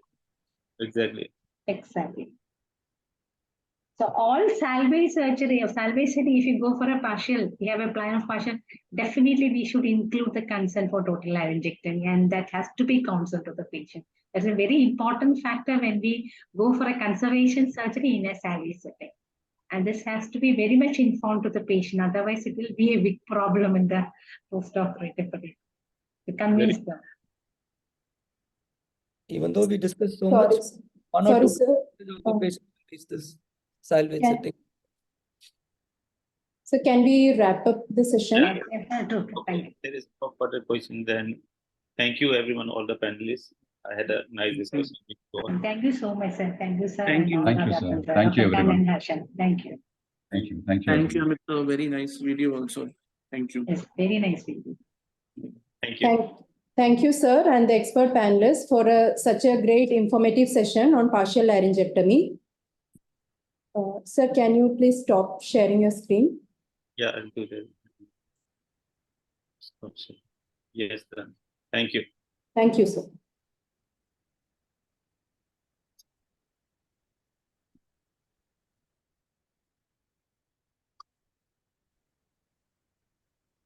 So moving ahead with the next session. Next session is on case-based discussion for parathyroid identification techniques. The expert panelists for the session are Dr. Sean T. Joseph, Sir is Director, Institute of Head and Neck Sciences at VPS Lakeshore Hospital, Ernakulam. Dr. Neeti Kapre Gupta, Ma'am is Senior Consultant and Head and Neck Surgeon at Neeti Clinics, Nagpur. Dr. P. Lakshmi Narasimhan, Sir is Associate Professor in Department of Head and Neck Surgical Oncology at Sri Ramachandra Institute of Higher Education and Research Center, Chennai. Dr. Sujismita Ghosh, Madam is Assistant Professor in Department of Nuclear Medicine at Tata Memorial Center, ACTREC. The topic is presented by Dr. Saurabh Arora, Sir is Senior Director, Surgical Oncology and Head and Neck at Max Healthcare. Over to you, sir. I'll stop the screen sharing. Thank you very much. I will screen share.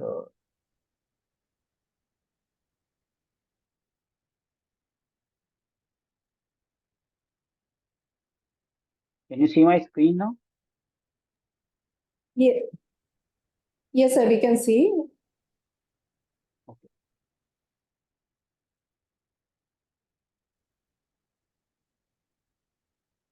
Okay. So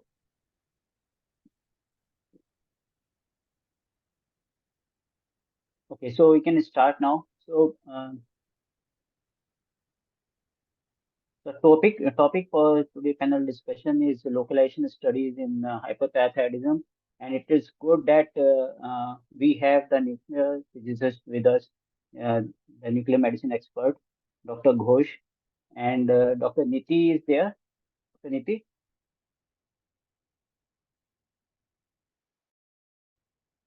Yes, sir. Can you hear me? Okay. Dr. Niti, Yes, Dr. sir. Sean? Yes, sir. Sean. Sir. Okay, Yes. okay. And Lakshmi is there? Okay. Okay. So 2 or 3 or 4 slides, I will start with that first. And this is the last a major organ identified in the body and by a medical student in 1880.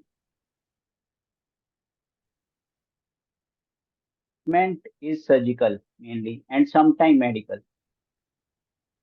So we know we are mostly when we talk about the localization study, it is a primary hyperthyroidism and sometimes it is required in secondary and tertiary hyperparathyroidism. I'm not going into the pathophysiology of primary and secondary because the topic is something different today. And we know that in India, mostly the patients are symptomatic when they come. Than 90% patients are asymptomatic. In India, this is a study from the PGI Chandigarh, and they have shown that 90% of patients in India were symptomatic. But somehow in our hospital, what we are, this is a data around 15 months back, and around 90 patients, we are getting almost half of the patients are symptomatic with a different kind of severe symptoms, and half are asymptomatic. So that trend is changing in India also. And in the primary hyperparathyroidism, till 15 months back, now we have already done around 120 plus. This was the earlier data. So there was 70 patients for primary hyperparathyroidism till that time, and data available was 64. Single adenoma was 61, double adenoma was 2, and then 1 hyperplasia. Indication for parathyroidectomy in parathyroid adenoma almost always is a indication. There is a very rare cases when patient is managed with the medical treatment. They are mainly is little bit high calcium, asymptomatic, older age. Those patients can be taken care of by the medical treatment. Otherwise, mostly it is a surgical treatment is surgical. There are other indications for surgery. Sometime in the secondary hyperparathyroidism, if there is a lot of bone symptoms, and tertiary hyperparathyroidism again, the surgery is the main treatment, and sometimes in the familial syndromes like MAN 1, MAN 2. Treatment gold standard is foregland exploration, but with the localization study, which is the topic today, we can do these. We can solve this problem with a minimal invasive parathyroidectomy to take out the culprit parathyroid gland.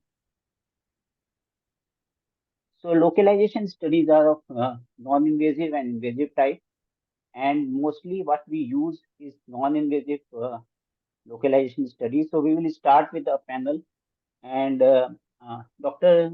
Niti, what are the localization study you use in your institute? Because it is very different from the institute to institute. So Dr. Niti, please. So generally, sir, like you said, parathyroid adenomas are a referral practice. So before they come to us, some endocrinologist has already ordered some basic imaging before the patient reaches us, which is usually an ultrasound and a MIBI scan. So in all likelihood, they come with those reports to us. What we will add to this is a 4D CT. There's enough literature on either side saying that if the ultrasound and MIBI are pretty concordant, then you can avoid doing any further imaging and go ahead. But we would supplement it with a 4D CT in every case. Sean?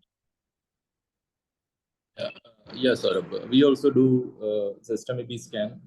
We do an ultrasound, and that's the usual things we do. But I mean, yeah, other options would be a choline PET CT, which you can do. I mean, I had recently seen a patient. So 4D CT and then choline PET has been added over the system MIBI and ultrasound by two of the panelists. Dr. Lakshmi, you are here. Lakshmi is not. Okay, then no problem. It's not there. Okay, so these are the main non-invasive localization studies, which are the main are the ultrasound and system MIBI technician scan. Then there is PET CT, 4D CT, MRI, choline PET, and that is not that in order. That's just I am enumerating it. Every institute has a different protocol, and we will go by case, and we will try to find out which is the best for the particular case.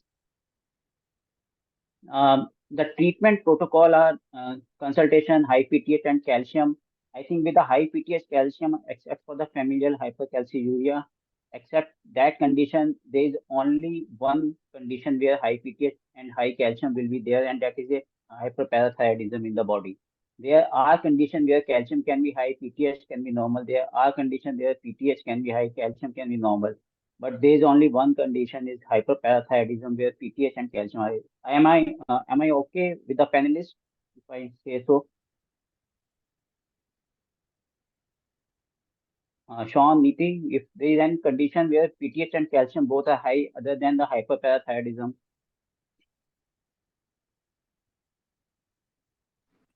I think sort of we are okay with that. I've not Yeah. thought So about it, then, but I think that's right. So then we come to the localization study, and depending on the localization study, we plan our treatment and we will go by that our case. So case one is 36 year female. She has come to the OPD with a generalized weakness to us, and again as Niti has told us that these patients are usually referred from the endocrinologist or other department. Patient has high serum calcium and over the range of 10.5 to 11.5. Serum PTH was 218 and phosphorus was normal. So, Dr. Niti, what was the next investigation you want to do in this patient, and how will you go about the management of this patient? So Dr. Saurabh, I would like to do a complete calcium profile, check for calcium, phosphorus, magnesium, albumin levels, the whole biochemical workup. And then I would also do a renal function test, do urinary calcium excretion studies, creatine calcium ratio, just to be very sure that it is from the biochemistry point of view, it is a primary hyperparathyroidism that we are dealing with. Having done that and having ruled out it's a 36-year-old male, so less likely any other medical comorbidity to the patient, then we would like to go on to the imaging, which would, like we said, begin with an ultrasound and a system EB scan. Okay. So for the investigation, so why to do the ultrasound in all the cases? Why not only the system EB scan? Sean? It helps localization that way. Like in case system, I mean, at times I found that system may be also, it can be difficult to set system may be also, in which case ultrasound helps in your surgical planning. But finally, I think all these investigations So I should think be we taken should do together. both the radiological and the functional imaging in all the cases of hyperparathyroidism. And so there are advantages of disadvantages of both of them. It is the first investigation, in mostly easily available, inexpensive, good anatomical localization can be done in the expert hands. Can be found out the guided efficacy can be done if there is a thyroid nodule, and it is radiation free. These are the advantages, but the big advantage is it is a operator dependent, and you need to have a very good ultrasonologist for the parathyroid, better than the thyroid, I think. And so these are the things for the ultrasound. So what will be the your functional imaging? So you have told about the system EB scan, and we have done the system EB scan in that. Dr. Ghosh, are you there? Yes, sir. You will be the go-to person in this whole panel discussion. So, can you tell us about how the system EB scan works Okay. in the parathyroid? Parathyroid adenomas are rich in oxyphil cells, and the system that we inject goes into the mitochondria, which are into the mitochondria of these oxyphil cells. So parathyroid adenomas are rich in these cells which take up the tracer. We generally prefer a dual phase technique rather than dual tracer because it is easily done. However, dual tracer has a more sensitivity. I'll come to that. So for dual phase technique, we inject system EB and then take a early scan at 10 minutes, a planar scan, and also a delayed scan at maybe 2.5 to 3 hours. So system EB goes both to thyroid and parathyroid, but however, it has an early washout from the normal thyroid gland and normal parathyroids, but a delayed washout from the parathyroid adenomas. From hyperplasias also, they have an early washout. So that's how we differentiate between adenomas and hyperplasias. So at delayed imaging, like the one planar scan we saw, if there is an adenoma, we take a SPECT CT. Now that improves the sensitivity and helps in localization. So SPECT with a CT component. So I will come to the SPECT CT. I just want to, you wanted to emphasize on two agent single phase. Yeah. So this was dual phase with single tracer. Now another way subtraction method which with dual tracer. So that dual tracer can be with technetium pertechneted and system EB or with iodine 123 and system EB. So technetium pertechneted and system EB have the same radio tracer. So the energy is the same. One by one we can do it. First we inject pertechneted, wait for 30 minutes, take the scan. Now the patient is immobilized, injected with system EB, wait for 10 minutes and take a scan. With iodine 123, which is not readily available in India, only in some places now it is being available, but however it is not used much. But for that, we inject iodine first. After that, maybe after 2 hours, and then then do the scan simultaneously for both the tracers. And then computerized subtraction imaging is done to see the localize the parathyroid. So which is better, single agent or double agent single phase? Yeah, sensitivity wise, subtraction method is better. So why we usually don't do, because it is not available freely, the second tracer?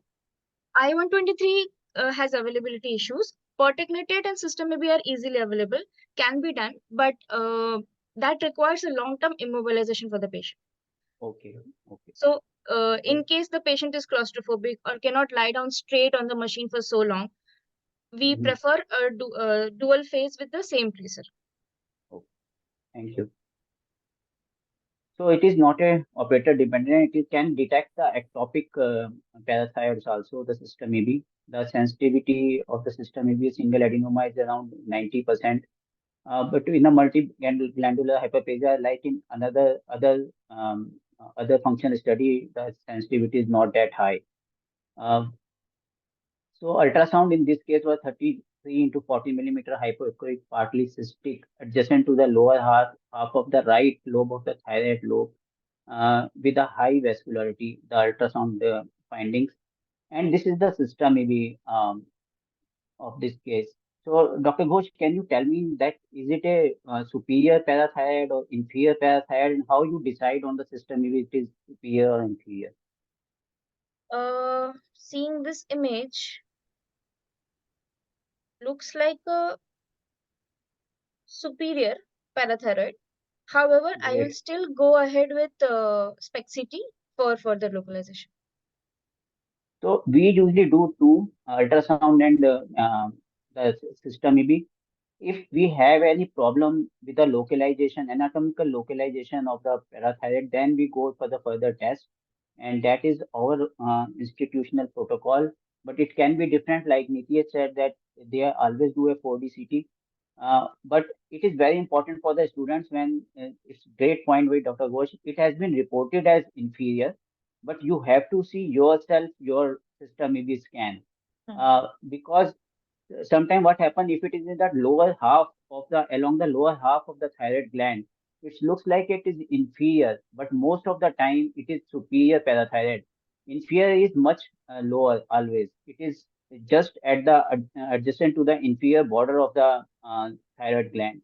Am I right, Dr. Ghosh? Yes. That's why we take up the scan up till upper mediastinum. Upper half of the chest is also included. Many times the inferior ones are ectopic also, so can be missed. Yes. So you have to see the scan yourself. The reporting can be misleading, but it can definitely tell you the site, right or left. That is fine. But you are doing a minimal invasive surgery here with a small incision. You have to be very sure where your parathyroid is.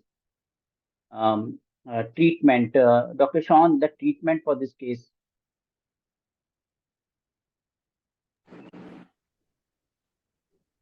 Yes, Saurabh. Since we are going ahead with the diagnosis of primary hyperparathyroidism, we would be going ahead with a surgery for this patient. In surgery, we would do the necessary consultations before surgery.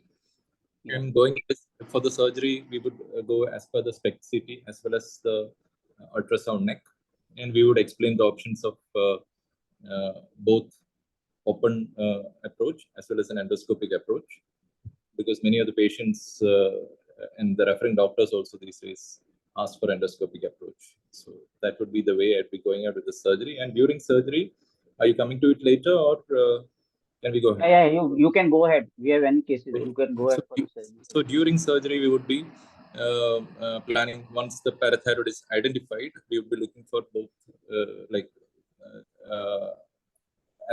we'll go as per the first the SPECT or ultrasound and go for the inferior or superior first. And in case that cannot be identified, if there is an issue, we'll be going for the, if it is inferior, we couldn't identify it, or if we felt it is not so significant, we may go for the superior.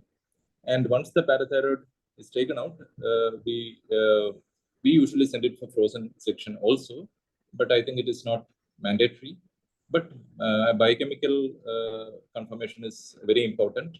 So after 10 minutes after the parathyroid adenoma is taken out, we'll send for the intraoperative parathormone level, which will you do intraop PTH in all the cases? Yes, we do in all the cases. Okay, Niti, any difference?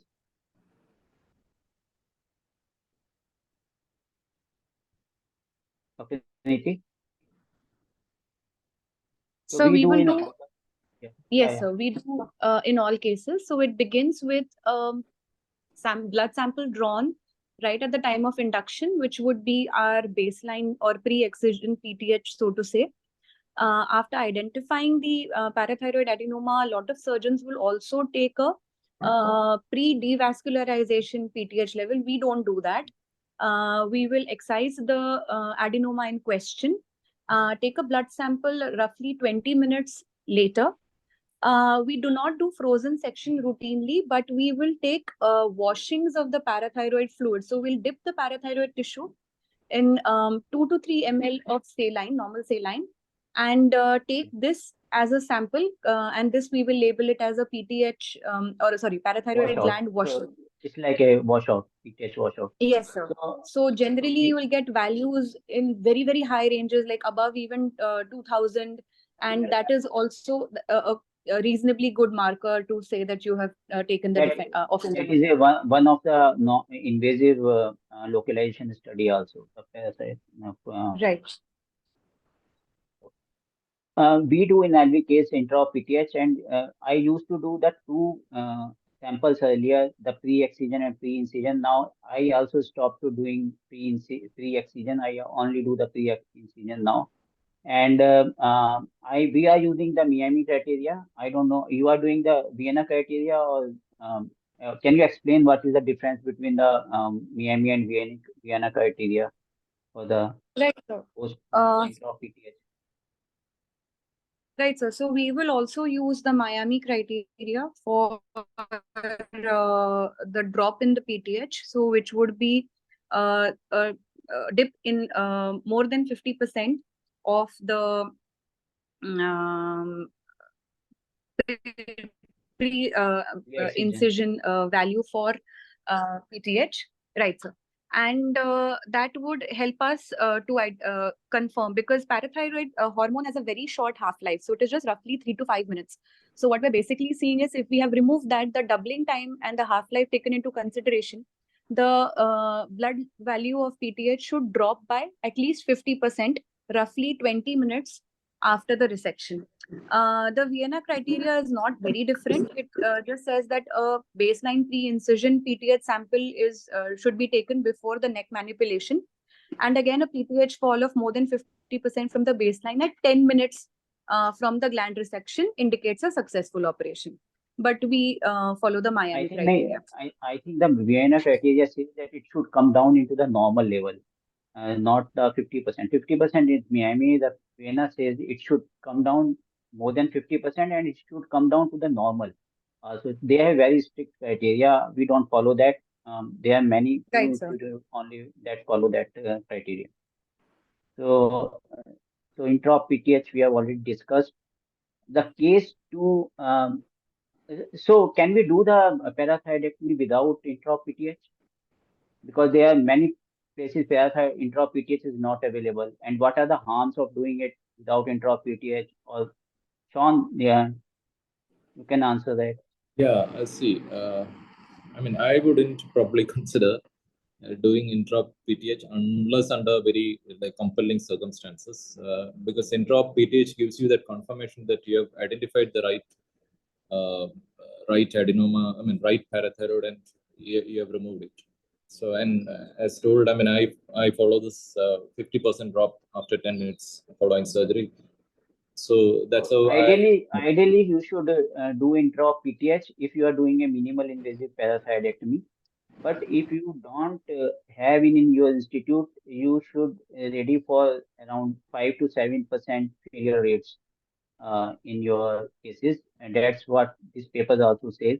And if you are doing a four-gland exploration, then the role of intra-PTH is little bit dicey, but still it helps intraoperatively even in the four-gland exploration.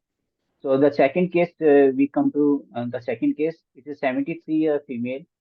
She is a follow-up case of colon carcinoma, which has already been managed and treated successfully. She has incidentally detected high calcium PTH, calcium in 11.6, PTH 266, phosphorus normal. All other tests, urinary calcium and everything has been done. And she has been labeled as primary hyperparathyroidism.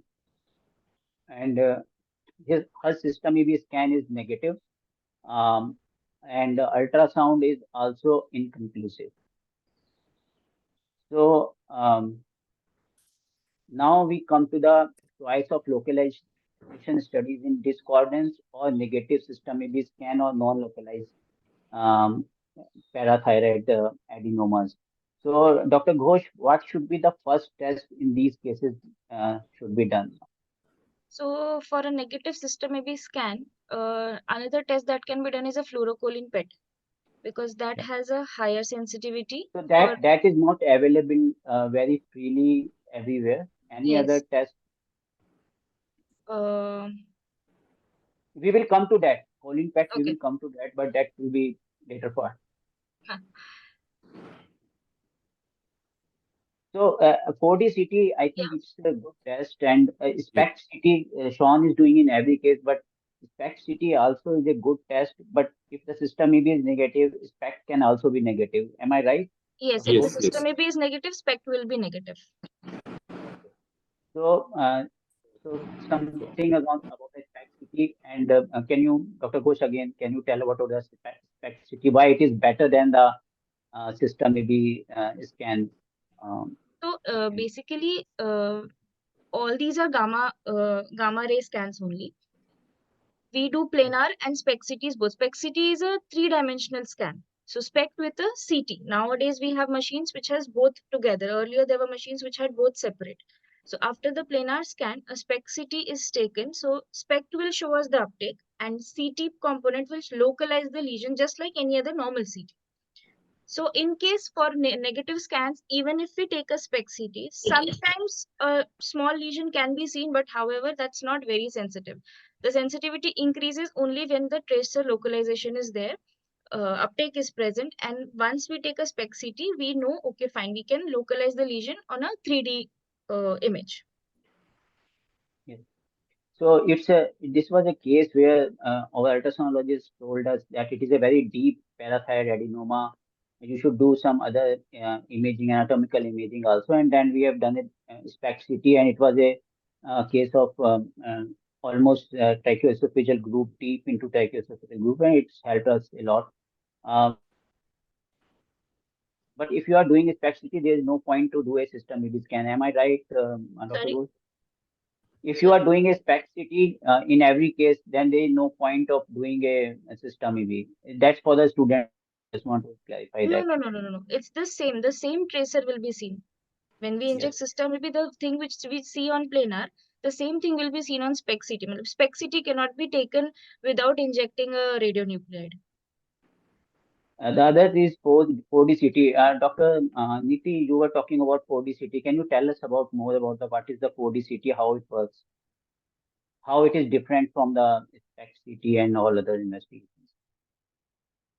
So nothing, sir. The fourth dimension in 4D CT is timing. So timing of the perfusion and the washout.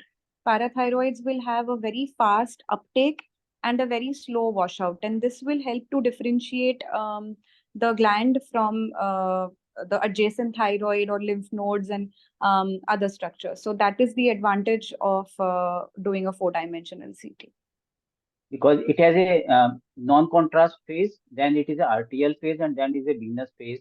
And in the non-contrast and venous phase, it is hypodense, while in the contrast phase, it is a enhanced. So you can find out the exact localization of these, and it is very, very sensitive to the smaller parathyroids who are less than 1 centimeter, those kind of parathyroids. And this is a one more case which I am going to do in the next week with the very, very small spec on the spectroscopy at the junction of IJV and the echocephalic trunk, and we have done a 4D CT, and we are going to do that case because choline PET was not available for next 3 weeks, and we are doing this 4D CT, and we are doing this case now.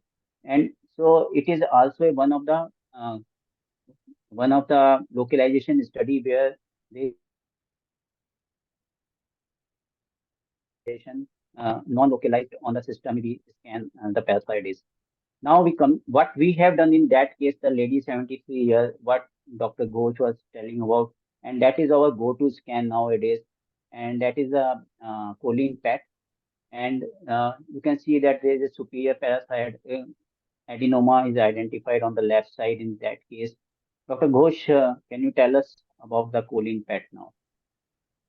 So fluorocholine is labeled with F18. So that's a very favorite radio tracer among the nuclear medicine people because it has a favorable energy and it's a PET tracer. So PET CT has anytime more lesion detection ability, more sensitivity than a SPECT CT, and radiation exposure is not very much. And of earlier scan waiting period is of 1 hour.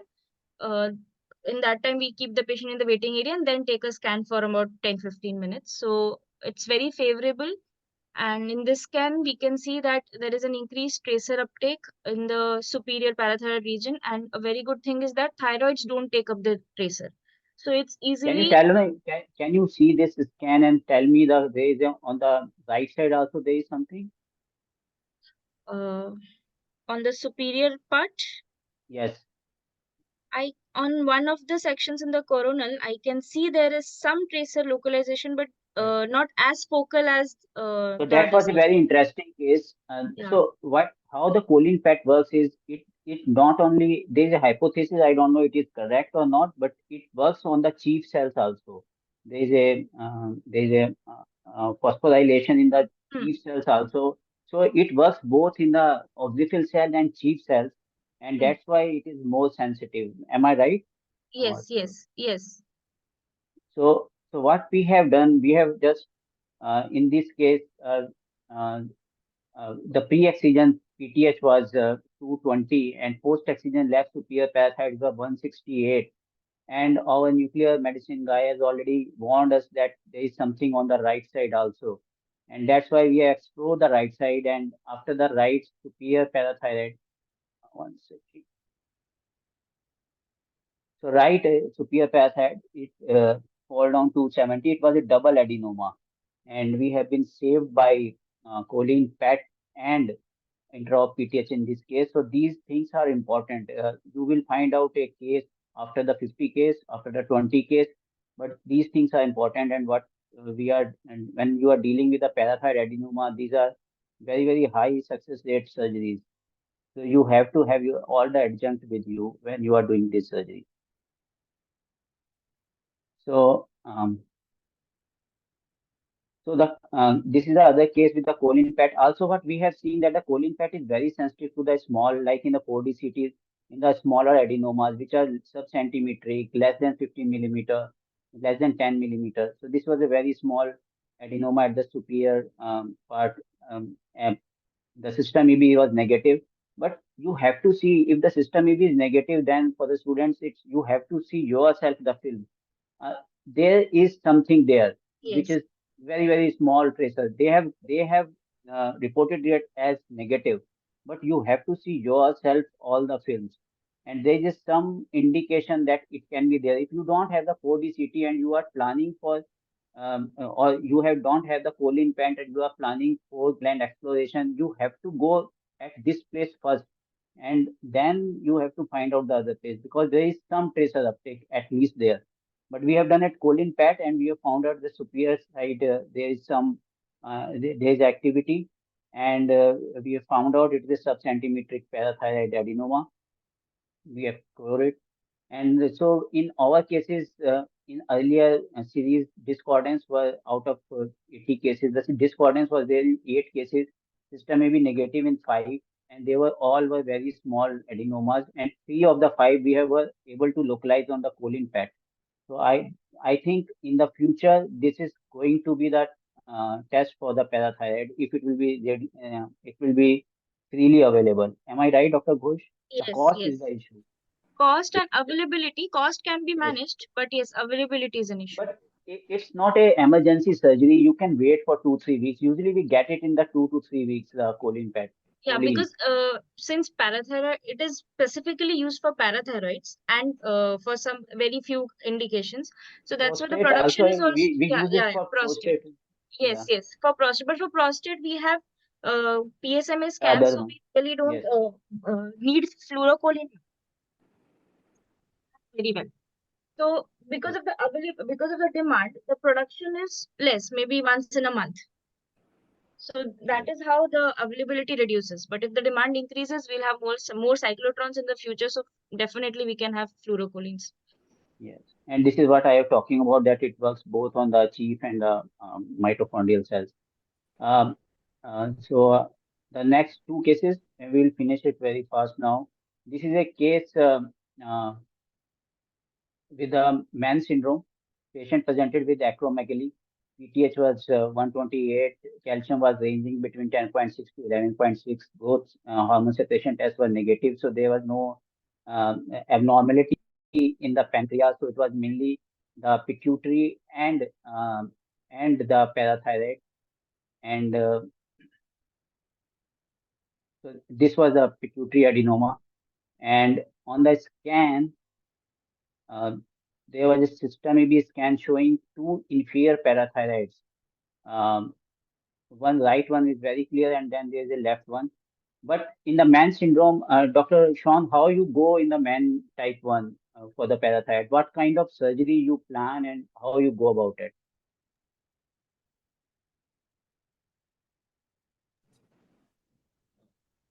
See, in men again, we would generally do a endocrine consultation. We'll be working along with the endocrinologist, and the plan will be made accordingly. So if it happens to be a parathyroid adenoma, otherwise it will be in regular lines, but the endocrine part will be more. Dr. Niti, parathyroid you will do in the Man syndrome? Or will you do a pituitary first or parathyroid Definitely first? for men, if we have a good localization concordant studies, then it's a separate issue, but it would definitely be a bilateral neck exploration with a multi-gland excision. Again, employing the criteria of intra-op PTH monitoring, but it would definitely entail a multi-gland excision for men. Yeah, so it will be a 4-gland exploration, but it is so in the 4-gland exploration, it is not mandatory to do a functional scan, but it helps during operation. Where to start the operation? Which are the larger glands? So at least you have some idea with the Absolutely, sir. so it's not like it is not needed. It is needed in those cases also. So in this case, I preserved the left superior parathyroid, and take out the all three other. The left superior was looking very small and normal. So I've done the biopsy from that. I wanted to show that it is a functioning parathyroid there. And otherwise, sometime I reimplant in the program also. But here I just left behind. This is the pre and post excision the values, and this is the four-plane exposition. The last case patient is 75-year male, presented with history of multiple renal stones. Calcium is ranging 12 to 13, PTH 200 to 300. Outside surgery 1 year back was left neck exploration based on the ultrasound, no functional imaging with the left paratracheal dissection has somebody done, and not able to identify the parathyroid. God forbid he has not done the right side the neck exploration, and PTH and calcium has not dropped. Next step, what will be the imaging now? The patient has come with a come with you, Dr. Sean. What will be your scans in this case, and how will you go about that?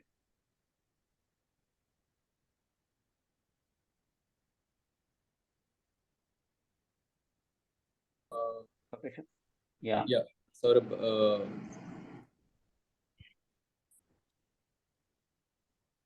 we would be, the patient has already undergone surgery and it hasn't. Yes. So I think with the most important thing would be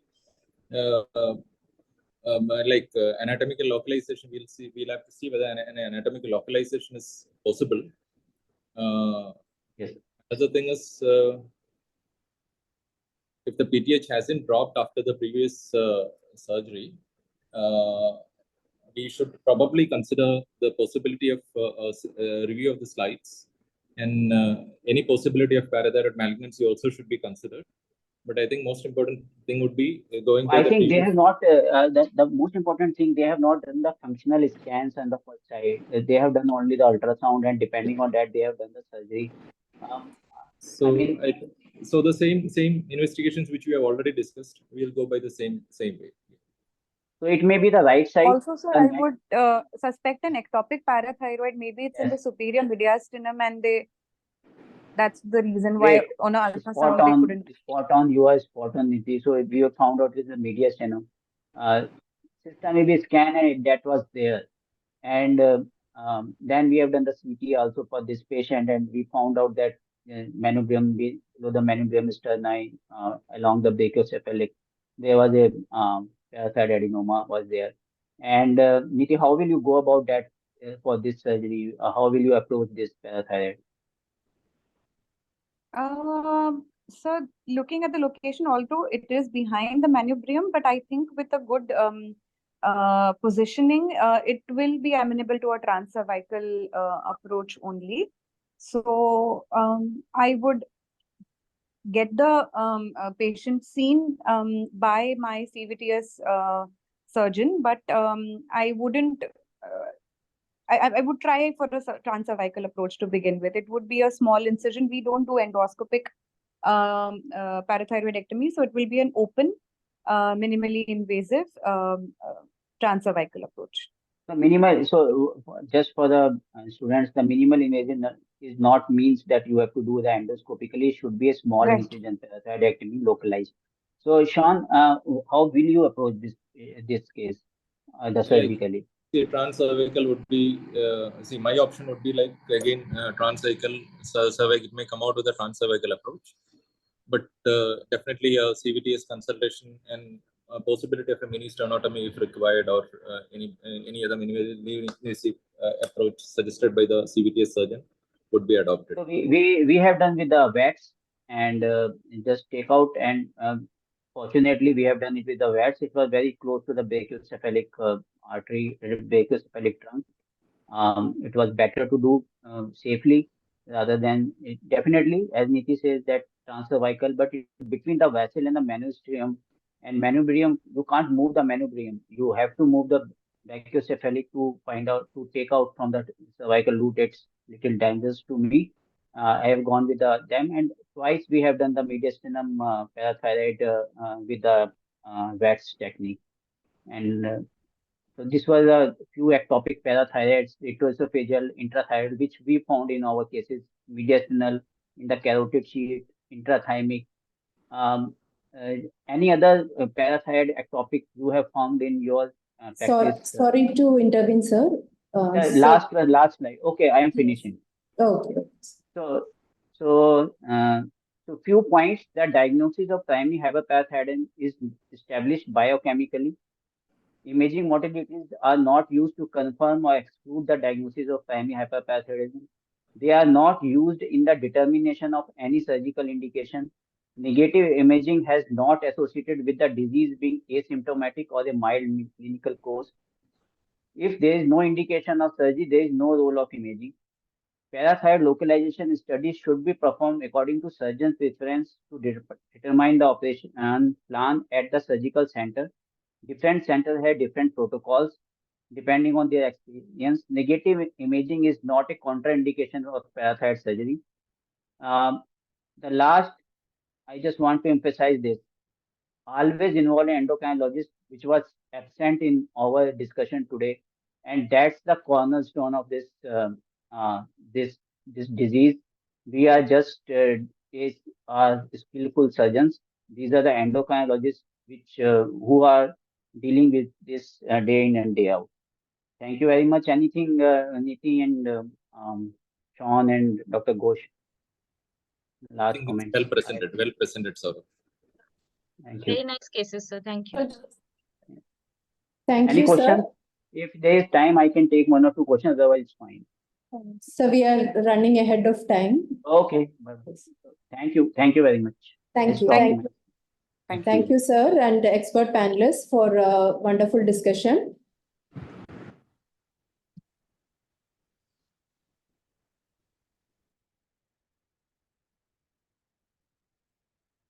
So we are going towards the last session of the day. The topic is management of T1, T2, N0 differentiated thyroid carcinoma. The expert panelists for the session are Dr. Shivakumar Tyagarajan, sir is professor in the Department of Head and Neck Surgery at Tata Memorial Center, Mumbai. Dr. Nitin Shetty, sir is professor and head of department in Department of Radiodiagnosis and Interventional Radiology at Tata Memorial Center, Actrek. Dr. Kapil Sikka, sir is professor in Department of ENT and Head and Neck Surgery at AIIMS, New Delhi. Dr. Syed Chowdhury, sir is assistant professor in Department of Nuclear Medicine at Tata Memorial Center, Actrek. The presenter is Dr. Saurabh Datta, sir is director of Medica Cancer Project, senior consultant and head and neck surgeon at Medica Super Speciality Hospital, Kolkata. Over to you, sir.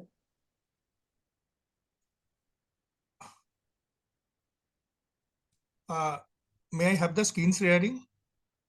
I have stopped the screen sharing, sir. You can start sharing your screen. A minute. Okay. Am I visible? Yes, sir, it's visible. The screen? Okay. So welcome and thank you, organizer, and especially Poonam for inviting me.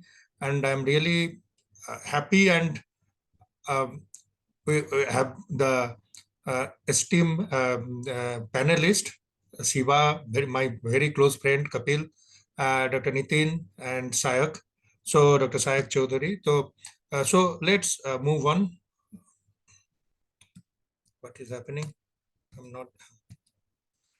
So it is a. Saurabh, before you start, just please excuse me for 5 minutes. I'll join back the discussion in 5 minutes. Okay. Okay. Thank you. So I am just starting. Now, when Shiva will come, I will again tell him about the case. But we have Dr. Kapil with us, who is surgeon. So we are starting. Today it's a postgraduate training program. So we will confine to very basics and we will be focusing on the basic things for the management of thyroid cancer, which we encounter in our day-to-day practice. So these are the learning object which I have focused on today's panel. First, I'm going directly to the case 1. 25-year-old female, mother of 1 child, presents with an anterior neck swelling without any symptom, just a visible neck swelling. She doesn't have any significant family history of thyroid disease or past history of radiation. Now, on examination, there is a 3.5 into 3 centimeter nodule on the region of the right thyroid lobe, firm in consistency, moved with deglutition, no retrosternal extension, no palpable neck node. Hopkins examination was done and bilateral vocal cords were mobile. Now, my first question to Dr. Kapil, what will be the first investigation? Normally in any thyroid nodule which we are present to us, what are the first investigation we do?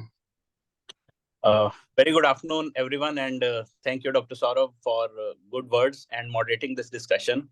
As you mentioned, this is predominantly for residents, postgraduates, and super specialty residents. So we must understand the basics also. You had very finely listed the investigations in your first slide, which started from ultrasound. My word of I would not say wisdom, but a caution to all postgraduates and the trainees should be the clinical evaluation also first. So my thoughts on this are that the current recommendations, if you go for treatment, are based on risk stratification, and many things you can find on clinical evaluation also properly. For example, is the tumor very hard on feel? Is it insinuating in the tracheoesophageal groove? Is it not palpable behind the sternal notch? And are the lymph nodes palpable or not? These are very important findings, and certain compressive symptoms are not visible externally, but they can be elicited. For example, the compression of large veins, as well as sometimes the neural compression. I also recommend a very, very careful evaluation of subtle signs of superior laryngeal palsy, which are missed by some trainees, but are important. If we look at investigations, then my first investigation of choice in evaluation of thyroid glands, of course, you can't call the patient back after investigations, but what my OPD prescription looks like is the evaluation of thyroid profile. That will give us an idea. Exactly. So exactly, I am coming to this point, Dr. Kapil. Yes. For all of our resident or the students, that first investigation, don't jump into any further thing before going to USC, cardiac definition, everything we have to do probably. Yes. But first investigation should be a thyroid function test. Certainly. Thyroid function test guides us that whether we will do, what type of test we will do. So next, I'm just from that point, I'm asking you that will you do a radionucleotide scan? Because, you know, when we were in our MBBS dates, I mean, sir, I don't think today's student they are faced, but we used to see a lot of patients coming to our even OPDs when we were in intern house jobs. So that with a report of radionucleotide scan and having cold nodule, hot nodule, warm nodule. So will you do a routine radionucleotide scan for all patients of your thyroid in this year? So that's very good. That's very good point, sir. That has been brought up by you. Yes, initially it was a dictum, or when we were doing our graduation, it was mentioned that cold nodules are more likely to be malignant, and warm nodules or hot nodules you can dismiss as being benign most of the cases. But in current scenario, when we have better facilities and technologies, these things are more for historical importance. Preoperatively, for assessment in a hypothyroid or a normothyroid patient, the radionucleotide is in ordinary circumstances not indicated as a routine pre-operative or pre-treatment evaluation of these scenarios. So only when will you do? Only in which thing will you go for a radionucleotide scan? Maybe Dr. Sayok, I will ask you that in which scenario in thyroid nodule, if the patient comes to you, you will ask for a radionucleotide scan? Sir, only when the patient's TSH is suppressed, radionuclide scan may be asked for. Otherwise, radionuclide scan is not indicated. So just cut it short that TSH which you can just listen to. There is a lot of investigation in our OPD we do, but what Dr. Kopil said, that he first mentioned that the thyroid function test. So the thyroid function test is a mandatory for any thyroid nodule. Normally, for normal benign nodule or even malignant nodule, most of the time it is euthyroid, or it is sometimes, very few times, it is hypothyroid. If it is elevated TSH, if there is an elevated TSH, you have to treat the patient immediately with thyroxine sodium supplement, because if it is a malignancy, then it should be euthyroid before the surgery. And there is no role of routine radionuclide scan, RAI scan, for all thyroid nodule to see whether it is cold, which carries more chances of malignancies. This is not at all applicable in today's world. Only in one scenario, when the TSH is low, to just see whether it is a hot nodule, that means it is secreting more thyroxine from it, we do radionuclide scan. Otherwise, there is no role. One message, sir, one message should also go from here, that generally we follow a principle that normothyroid and hypothyroid individuals, cancers are generally hypo and hypothyroid. They can almost never be 100%. But this rule does not apply in very 100%. young. Right. Does not apply Go in ahead. very young, this rule does not apply in very young children, and in that the thyroid reports should be read with more caution. They can 100%. even present hyperfunctioning nodules, and they can be malignant. Yes. So that is also to be kept in mind. So what will be the initial imaging for this patient? So when Dr. Kapil, the patient came to you, his TSH was normal, normal thyroid function test. There is a this is the scenario. So will you do any imaging? And if yes, what will be your initial imaging? Certainly, sir. More and more surgeons are going towards self-learning of sonology and ultrasonography, but we are still more or less dependent on the radiologist reporting. Our first initial modality of imaging of thyroid nodules is almost always ultrasound. We also advise CT in patients where we suspect advanced. That I will come. So initial investigations for a thyroid nodule is always USC, and this is the recommendation of ATA, that thyroid sonography with survey of the cervical limb node should be performed in all patients with known or suspected thyroid nodule. It has its advantage that it's widely available, non-invasive, economical, and characterization of the nodule is well. Disadvantage is operator dependent, and sometimes central compartment nodes not be picked up very well. So these are the advantage and disadvantage. Now, coming to Dr. Sethi, Dr. Nitin. Now, tell me that during ultrasonography, what are the features? If you find, then you will go for that this is a malignant tumor and this is a benign tumor. And will you suggest anything that this thing require FNAC and this doesn't require? Right. I think Dr. Saurav, thanks for inviting me to be in the panel as a panelist. And let me not bore you with all the characteristic features, characters on ultrasound that would constitute benign and malignant. So broadly, let me say we do depend upon how the nodule appears on ultrasound. So it would be composition, wherein whether it's a cystic tumor or whether it is a solid tumor or a solid cystic lesion that is seen, the echogenicity of the tumor, that is how it appears on ultrasound, whether it is anechoic, that is it transmits all the sound waves, or whether it is hyperechoic, that is it reflects all the sound waves. So depending upon the echogenicity, again, we can characterize the lesion. Then the third feature that you would see is the shape. So whether it is wide or whether it is tall. So more wider is in favor of benign, more tall is in favor of malignancy. And of course, like in your clinical examination, when you see the margin of the tumor, we also see the margin on the ultrasound. if it's smooth, it is more in favor of benign. And if it is ill-defined or lobulated or irregular in margin, it favors malignancy. And if it is extending outside the normal thyroid capsule, it suggests, extra thyroid extension, more again in favor of malignancy. So, and the last thing is the presence of calcification.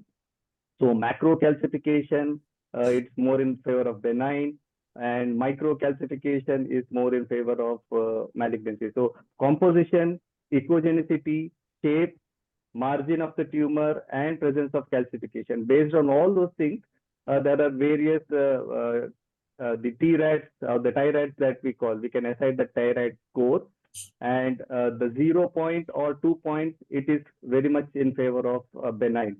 So if the TIRAD score is 3 or up to 7, then it would favor more of malignancy. So just my question is that in routine practice, that means what is more commonly followed? It is the ATA classification for defining high suspicious, intermediate, or the TIRAD one? So in our institute, we follow the TIRAD, and based on TIRADs, we do give the recommendation as to whether that needs to be FNA'd or not. And if it is 3 or more than 3, we suggest that it needs to be sampled. Now, my next question is that, so this is the TIRAD, and this is there are points. So if it is TIRAD 3, 4, 5, with this and on the basis of the size, we recommend you recommend FNAC. Now, my next point is, so it's BTA. So if you go through the literature, just a very short clip, I just need a comment from you that is there, routinely, if you find literature, you will see that there are characteristics which even differentiate between not only malignant and benign, but also even in malignant, you will be able to see which one is papillary, which one is follicular. Chance of follicular cancer is more, chance of papillary is more, chance of medullary is more. Is there anything, or it is more of a literature thing? So yes, of course, it is definitely there in literature, and based on literature itself, we can, by and large, by the appearance, we are able to say that what it is more in favor of one particular disease. So more vascular, peripheral vascularity, absence of calcifications, all those things would suggest more follicular, presence of more calcification, peripherally located calcification. Again, all these would definitely say in favor of papillary. But at the end of the day, of course, added to this with all the AA features are also that are coming in, and in correlation with the final histopathology, I think there will be a day when we can confidently say, yes, if these are the features that are present, then it would be a differentiated carcinoma, maybe papillary or maybe follicular, or it is a medullary. But at this point of time, despite on ultrasound imaging also, if you are confident enough to call it as a papillary, I think as a surgeon, you would definitely want it to be, sampled and confirmed on histopathology that yes, it is either papillary or follicular for your management. Fantastic. Thank you. Now, Dr. Saurabh, may I add on to that? Yeah. So, to make things simpler, I think TIRADs at times the grading TR1, TR3, TR5, 7. If you read the American radiology guidelines on TIRADs, they clearly say that if it's a pure cystic nodule, you don't need to sample it. It's your option whether to how to treat it. If it's wider nodule or it's a very small nodule, very small here means less than 0.5 centimeter. So if our dictum goes to make it simpler, if the nodules are white, if they are purely cystic means there is no solid component and they are very small, less than half centimeter, they will automatically fall into a very low TIRADs category and you need not sample them or they can be observed. But that is what applies in most scenarios, majority scenarios, not every time. Okay. Now, you were right. Now, Siva, are you here? Yeah. You are back. Yeah. Okay. Yes. Okay. Please tell me. So, now, I'm just, so ultrasonography, Siva, means Means this is a case of a. May I go to the case? Yeah, please. You go to your question, Saurabh. I followed the case sometime in between. No, Okay. you just go for your question. Okay. So, is there any role of CT scan and MRI in thyroid imaging? In this scenario, this is a 26-year-old, 3 into 3 centimeter nodule, no palpable neck node, nothing adverse features. For this scenario, whether any role of CT scan or MRI? In this case, Saurabh, if it is straightforward, 3 centimeter nodule, no compressive symptoms, no neck nodes, ultrasound suggests just this single nodule, opposite lobe being normal, I wouldn't go for any further radiological evaluation in this sort of a case. So you will not go for any CT scan or MRI? I would go for a CT scan if, I suspect if it is an advanced thyroid disease, if there's any compressive symptoms, if there is any hoarseness of void or patient has dysphagia, patient has multiple neck nodes, in those sort of circumstances is when I would ask for a contrast and CT scan. MRI, I would keep it for last. I wouldn't go for an MRI in the thyroid. Maybe the only situation where I might consider is if I have a suspicion of, the esophageal involvement, where I want to have a clear idea as to what are the layers of esophagus, that whether I would reach the esophagus and open up. So in that situation is when I would probably do an MRI, but a CCT in an advanced case, locally advanced thyroid cancer, in a straightforward case such as this, early T1, T2, I would often do a CT scan for it. Ultrasound and probably go with that. So now I am going by just, we have not done any FNAC or A, but just I am just the same patient may be shown to anywhere else and has come with a papillary carcinoma thyroid of probably in ultrasonography 3.5 into 3 centimeter. Okay. So for this lesson, we want to inspect the,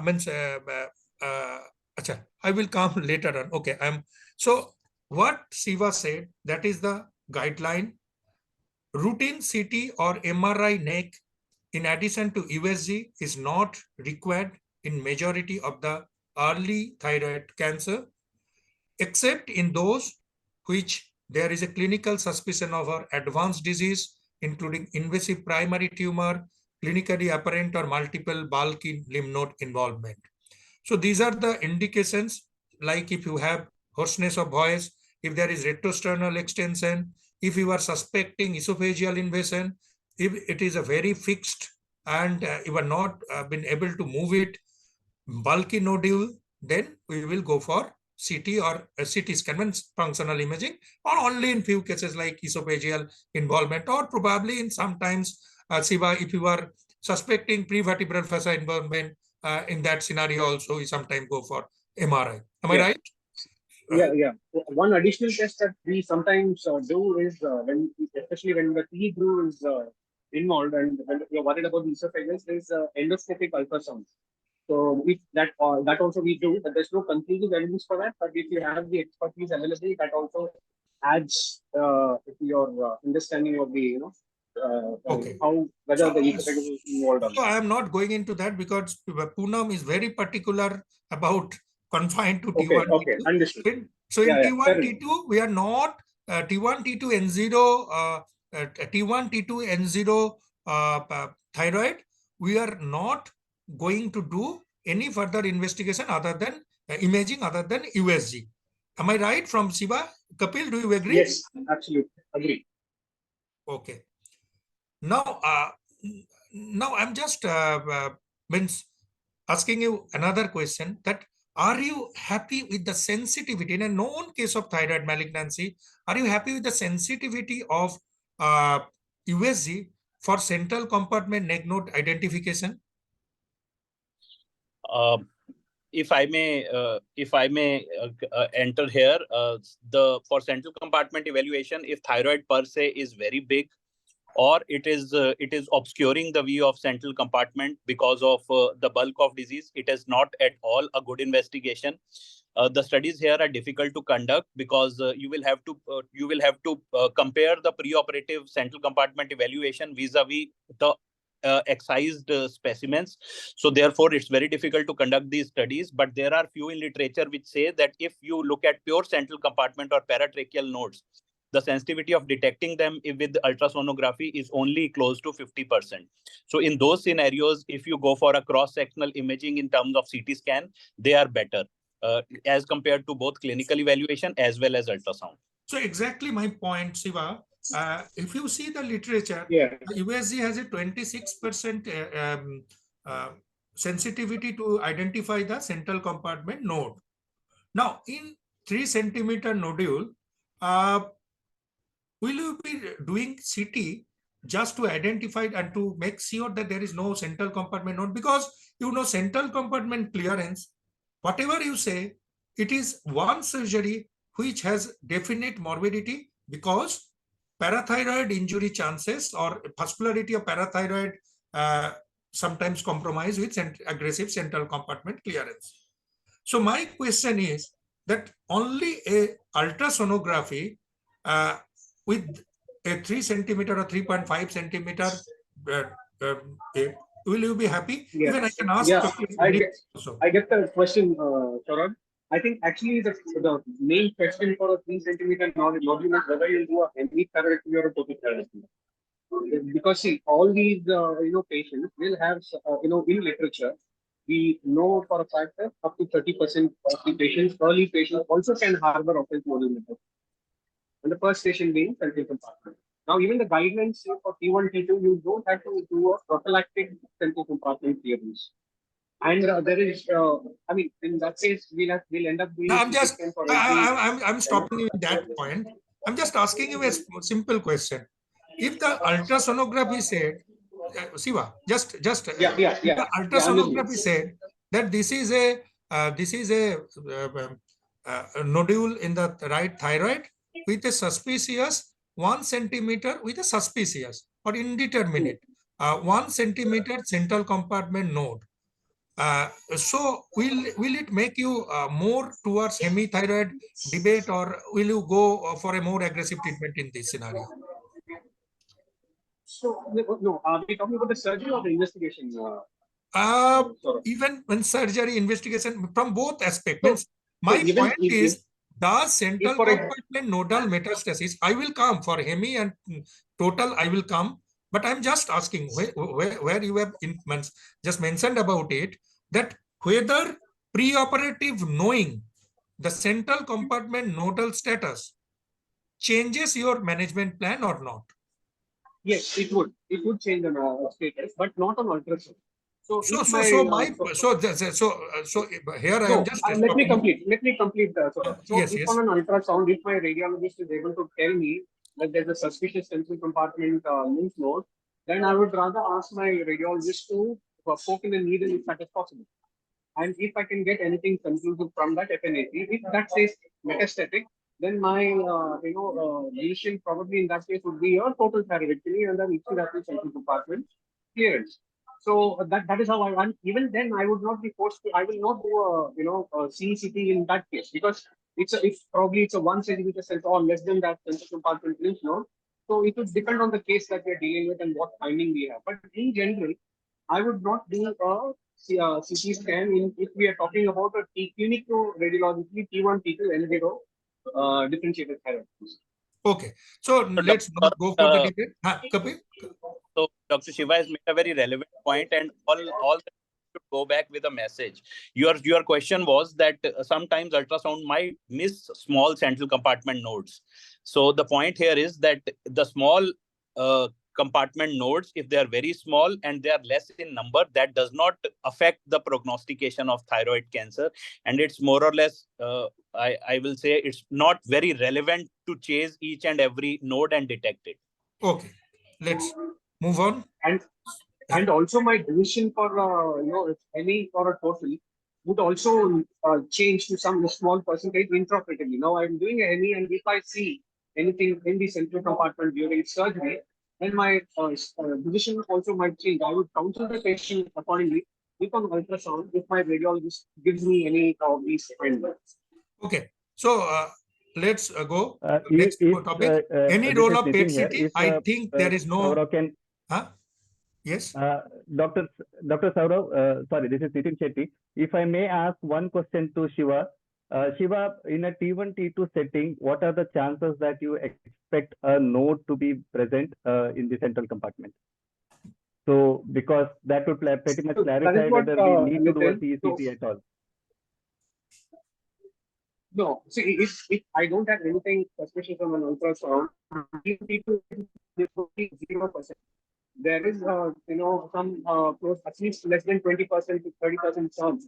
Because in literature, occult metastasis in CA thyroid from T1 to T4 is anywhere between 60 to 80%. And the point that was mentioned was, even if it is the case, it's not going to alter the prognosis. But here, we should be careful in the central compartment because when you're going to do a hemipararectomy, in the central compartment, going back in would be difficult. So we should plan our approach well. So that is why, if I'm going to do still, I'll do a hemiparadectomy. I will inspect the central compartment. So let's we will go to that later at that point. Yeah. Okay. So I think I will go fast. No role of PET CT. I think I don't. When normal differentiated thyroid cancer, do you do? I think nobody. There is no role of routine.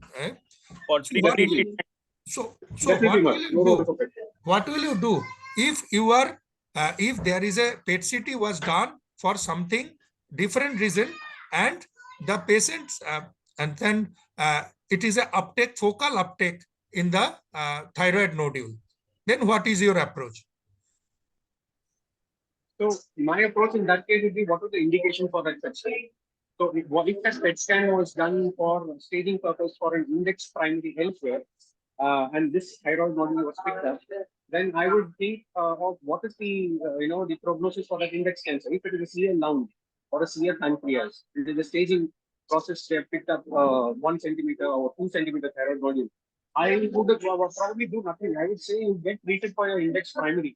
At maximum, what I might do is do an ultrasound, get an FNAC, and even if that FNAC comes to be a DTC, I wouldn't be worried about that because the prognosis of the patient is driven by the index cancer. Shiva, I am not asking about what we will do. That is a separate topic. But just one message I wanted to give, that any nodule, if it is picked up in PET, that is a focal nodule, then there is almost 35% chance of having malignancy. You should have a US FNC from this nodule. Am I right? That is exactly where I'm telling you.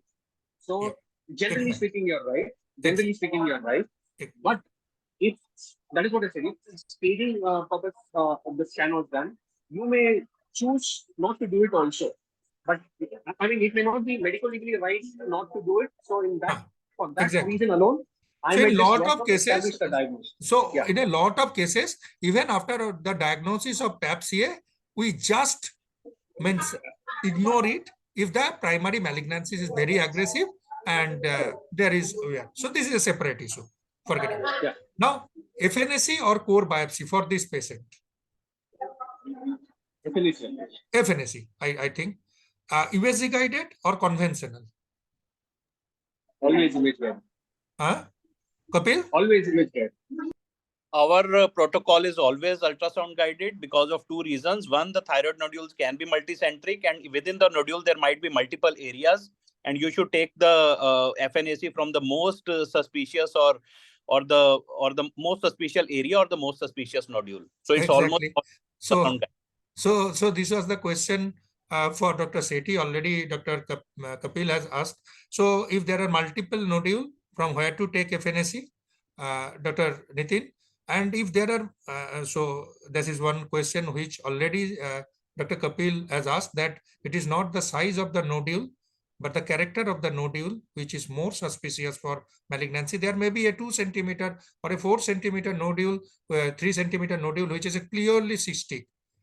You may not have to needle it. If there is a 1 centimeter or 1.5 centimeter nodule, along with this is a separate nodule, which has all microcalcification and irregular margins, we have to poke it. And another question to Dr. Nitin, that if there are 2-3 suspicious nodules, do you always poke all these nodules? What is your principle? Okay, again, like you mentioned, sampling is is for the most suspicious lesion. Now, if there are 2 or 3 nodules, my first question would be to the surgeon, what is your plan of action? So if depending upon all the 3 are highly suspicious, whether it is unilobar or whether it is bilobar, the need to sample more than one node would one lesion would definitely be as per with the discussion with the surgeon. If the surgeon says that he wants to preserve the thyroid, then the other side, which is may not be very high on the thyroid, maybe only 3, which is just mildly suspicious, I would sample it and confirm it to the surgeon, whether it is benign or not. If it is again highly suspicious, it would be sampled, and if it comes out to be malignancy, then definitely the treatment would change. So bottom line is, discuss with the surgeon, discuss the plan, and then go ahead with the number of nodules that has to be sampled. So in Tata Memorial Hospital, where you were in an institute, when you can call Dr. Siva, or in Dr. Kapil's institute, which is in the institute, everything, then it's very easy to call to the, but in a lot of time, we write down that USG guided FNAC from the thyroid nodule, and the patient goes somewhere else where the radiologist doesn't know me. So what will be your message? Means if there are 2 nodules in the same lobe, suspicious, right. because it's a thyroid nodule which is multifocal, or if there are nodules both lobe and these both lobe nodules are suspicious. So what will be your suggestion to a radiologist for this scenario? Okay. So if it is very clear that the nodules have to be sampled, then we would definitely document which nodule has been sampled, and very clearly based on that report, the patient can go to another doctor. But all the nodules, whichever is suspicious, will be sampled. So there are 3 nodules. We will, not knowing what the surgeon's final plan is, we will sample 3, document that these are the nodules which have been sampled. Then after that, the patient, whichever surgeon they approach, it's the surgeon's call. But fantastic. So this is the point I a... really wanted to mention, because the juniors, if there are multiple nodules, if you are clear, you mention that you need, because already maybe there is a left lobe nodule which has been done FNAC, and you are sending again, probably there is a right nodule they have mentioned which was not sampled. So please mention that what you want. If you are not mentioning, please look the report very carefully. If there are multiple nodules, whether it is needled or not, you have to see. If not done, you talk to your radiologist again. If required, do it, because it may change your treatment plan. Because if there is a nodule in the left lobe, which is very small, but if it is a malignant, then you may have to do a total thyroid if there is a right nodule is already positive. So what is the report you have to check? And for radiologist perspective, there is no clear mentioning that what nodule has to be needled. All suspicious nodule has to be needled. Am I right, Dr. Nitin?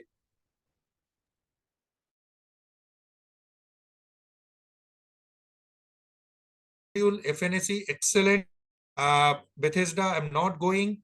Again, thyroglobulin, there is no routine role of doing thyroglobulin. Now, coming to these patients, again, all the investigations has been done.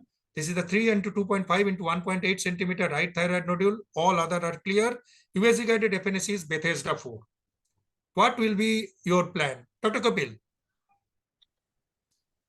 Considering she is a good prognostic candidate, she has less than 4 centimeter nodule, and FNAC is Bethesda 4, which indicates that she has 25 to 40% risk of malignancy. Otherwise, the features are high risk. I will prefer a hemithyroidectomy for her and will subject it to histology, because even if it turns malignant and there are no high risk features in the excised specimen, we can just follow up the patient. Fantastic. So, Dr. Siva, this is the normal procedure. Now you are in Mumbai. Now you are in Mumbai. A lot of young aspirant models, film stars are coming. So one of them has come to you, and the patient with this all report, you have told that this is a 30% chance of having malignancy. May I request to silent the can't hear. Sorry? There was a lot of noise. So aspirant model, you have told her that there is a 30% chance, but you have to do a hemithyroid. She is totally not willing. Wants to pay you whatever. Said that if it is malignant, you do. Otherwise, you just leave it. What will you do? It's a slide nodule in that case because it's too much visible. It's not So that are you visible. asking? So I think the question is going towards remote acting or minimally invasive thyroid surgery. That's what you stated. If the patient is unwilling for an open thyroidectomy, is that what No, you're I asking for? am not going for that. Again, we can go. So see, I think if you are asking whether of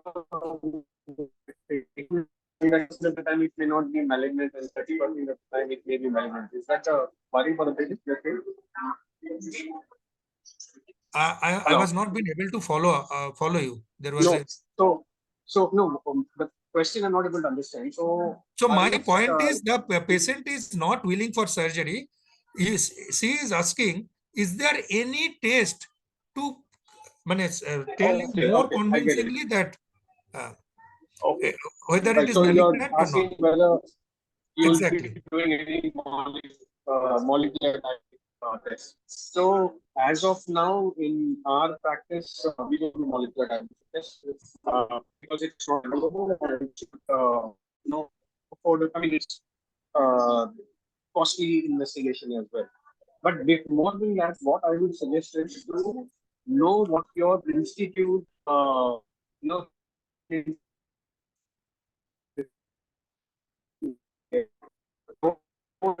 that the risk of malignancy, Is there any problem with Siva's voice, or is there from my side? Hello?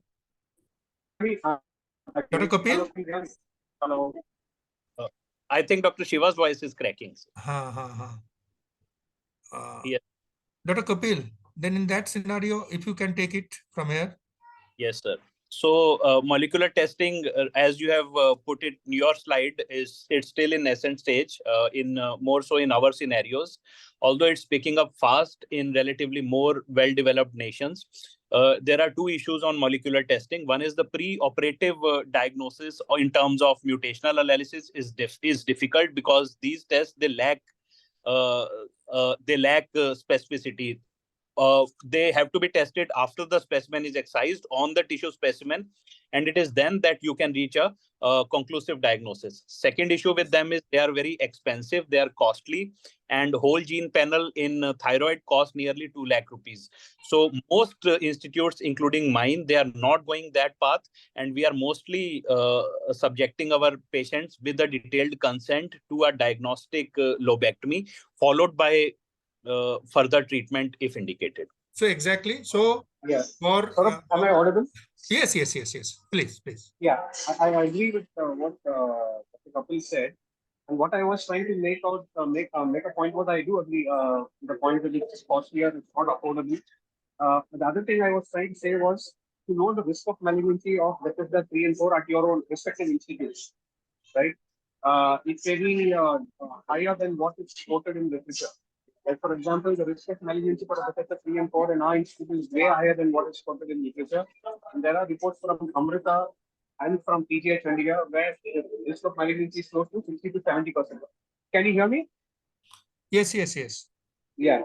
So I think every one of us should make an effort to know the risk of malignancy at our own institute. And if the risk of malignancy for Bethesda 3 and 4 at your institute is higher, that helps in taking a decision as to what you would offer for these patients. That along with your radiological findings, even if the ultrasound, if the nodules, features are highly suggestive of malignant thyroid 4 or 5, then that will help me in convincing the patient for a hemithyroid. And definitely, I would offer a lobectomy or a hemithyroidectomy in this patient. I would counsel them accordingly, and we don't offer any molecular diagnosis. Okay. So molecular diagnosis, it is still in a nascent stage. There are two types of molecular testing happens: rule in, rule out. Rule in, that includes that it is malignancy. Rule out is it is not malignancy. So one should have a high sensitivity, one should have a high specificity. Now the thing is, what Dr. Kapil said, if you want to do the whole gene panel, it's too costly, but now there are 7-gene panels are coming, which has a good sensitivity and specificity. In scenario when patient is extremely not willing for surgery, even if you are asking for some robotic surgery or anything, very scared, or there may be some medical problems, you can use. But whenever you are using this test, you have to discuss what ATA guideline says in detail with the patient. What are the benefits? What are the advantage? What are the disadvantage? What are the limitations of this test? And then only you can go ahead with this. So now in this scenario, say this patient has gone for a molecular testing and it has come for a positive for malignancy. Now this is a papillary CA thyroid. What will be your surgical management? Now, Siva, tell. Hemi or total, your favorite topic? Positive. I mean, of course, there are no guidelines to guide your extent of surgery based on the. Siva, your voice. Siva, if it is a 3 centimeter. Siva, your voice is somehow cracking a bit. It's a problem. Sort of, I'm in but very, no. Am I audible now? It's better, but now go on. Let's see. Yeah, can you hear me now? Yes. Better? Any better? Yes. Okay, so I think in this case, if there's a 3 centimeter nodule with no other factors, nothing suspicious of a neck lateral or a central compartment, at least whatever was to be evaluated, I would offer the patient a hemithyroidectomy, as what was said, in the Bethesda 4 thyroid. If it is a proven case of malignancy, I would take a consent for a. Yeah. No, it's a non-malignancy. He has done a molecular testing at come as a papilla. Now say it's a malignancy. Okay, fine. So even in that case, I would go in with a consent for a total thyroidectomy, but I may stop short of a hemithyroidectomy if intraoperatively I find, and ultrasound-wise the opposite lobe is normal, right? Exactly. Let me get that correct. Yes. Yeah, and if ultrasound-wise the opposite lobe is normal, the patient, and the thyroid nodule now is 3 centimeters. Then I would still offer the patient. I will go in with a plan of hemithyroidectomy. Of course, having taken a consent of total thyroidectomy, if I have any intraoperative features suggestive of extrathyroidal extension, which probably cannot be picked up all the time in ultrasound, and intraoperatively, if I find any central compartment nodes that appear to be diseased, so if I would be sending a frozen. If it comes positive, I would do a total. So my question is whether you will not even give the patient for option for total, or you will discuss both options. I will say I will go for a hemithyroidectomy, but I may have to convert to a total thyroidectomy if I have these findings. I would counsel the patient for that. Okay. So, Dr. Kapil, what will be your plan? So it's an individual, also a patient-based decision. Yes. I will agree with Dr. Shiva here. She's a young female. She has one child, as you had mentioned in the history. She's still in the childbearing age. The risk of hypothyroidism after total thyroidectomy is definitely 100%, although risk stands with hemithyroidectomy also. And even treated hypothyroidism can have a serious impact on infertility issues. So there are many factors in this patient. She is otherwise good prognostic. Her tumor size is less than 4 centimeter. Although these are gray areas still being debated in literature, but I would still prefer a hemithyroidectomy. But of course, I'll counsel the patient very, very cautiously before taking any such decision. And I will also make sure that this patient is a potential good follow-up subject rather than a high risk for complete loss to follow-up. I would also make And Saurabh, apart from counseling for a total thyroidectomy, even if I, if for example I end up with a hemithyroidectomy, and if in the final histopatology there are any features which makes the patient intermediate or high risk, I will have to. I'm coming. Just go for that. So 2 things. One is for the student, there was one Bilimoria study which told that total thyroidectomy has better prognosis compared to hemithyroidectomy in 1 to 4 centimeter or greater than 1 centimeter nodule. But later on, a lot of other studies have come which has shown that they are equivalent. So nowadays there are both the options for less than. So if you go by the today's scenario, less than 1 centimeter, always a hemithyroidectomy. Greater than 4 centimeter, total thyroidectomy. Between 1 to 4 centimeter, there was a lot of debate, hemi versus total, but now more and more we are going towards hemithyroidectomy. But again, according to American Thyroid Association guideline, you have to discuss it with the patients. If the patient is willing for total, you may have to go for that. But you have to have a detailed discussion with the patient before taking the final call. But obviously, what Dr. Siva has said, that we are nowadays more convincing the patient for hemithyroidectomy with a consent that it may turn into total thyroidectomy intraoperatively. Am I right, Siva? Yes, sir. Okay. So I think. Sir, may I ask a question? This is Dr. Shayak, by the way. Yeah. I would just ask the question to the surgeons present. So if it is like a microcarcinoma less than 1 centimeter, so when observation or I'm coming, just coming. So neck dissection, again, we have already discussed. I'm not going central compartment, lateral only if there is positive, even if for advanced stage. But central compartment, we have already discussed if there is suspicion. Or during surgery, do you routinely inspect the central compartment in case of known malignancy? Siva, Dr. Kapil, anyone? I just grossly see, sir.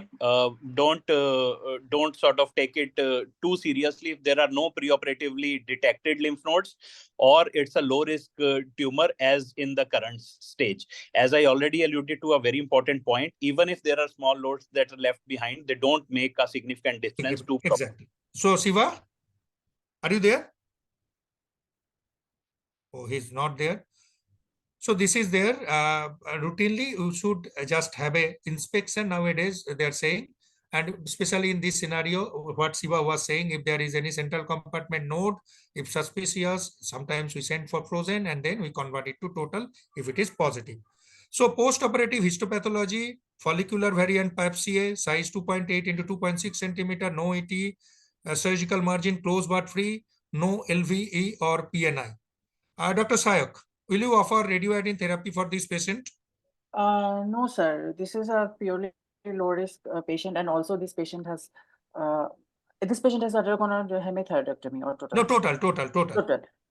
Total also I will not offer because this is a very low risk patient. So now the twist.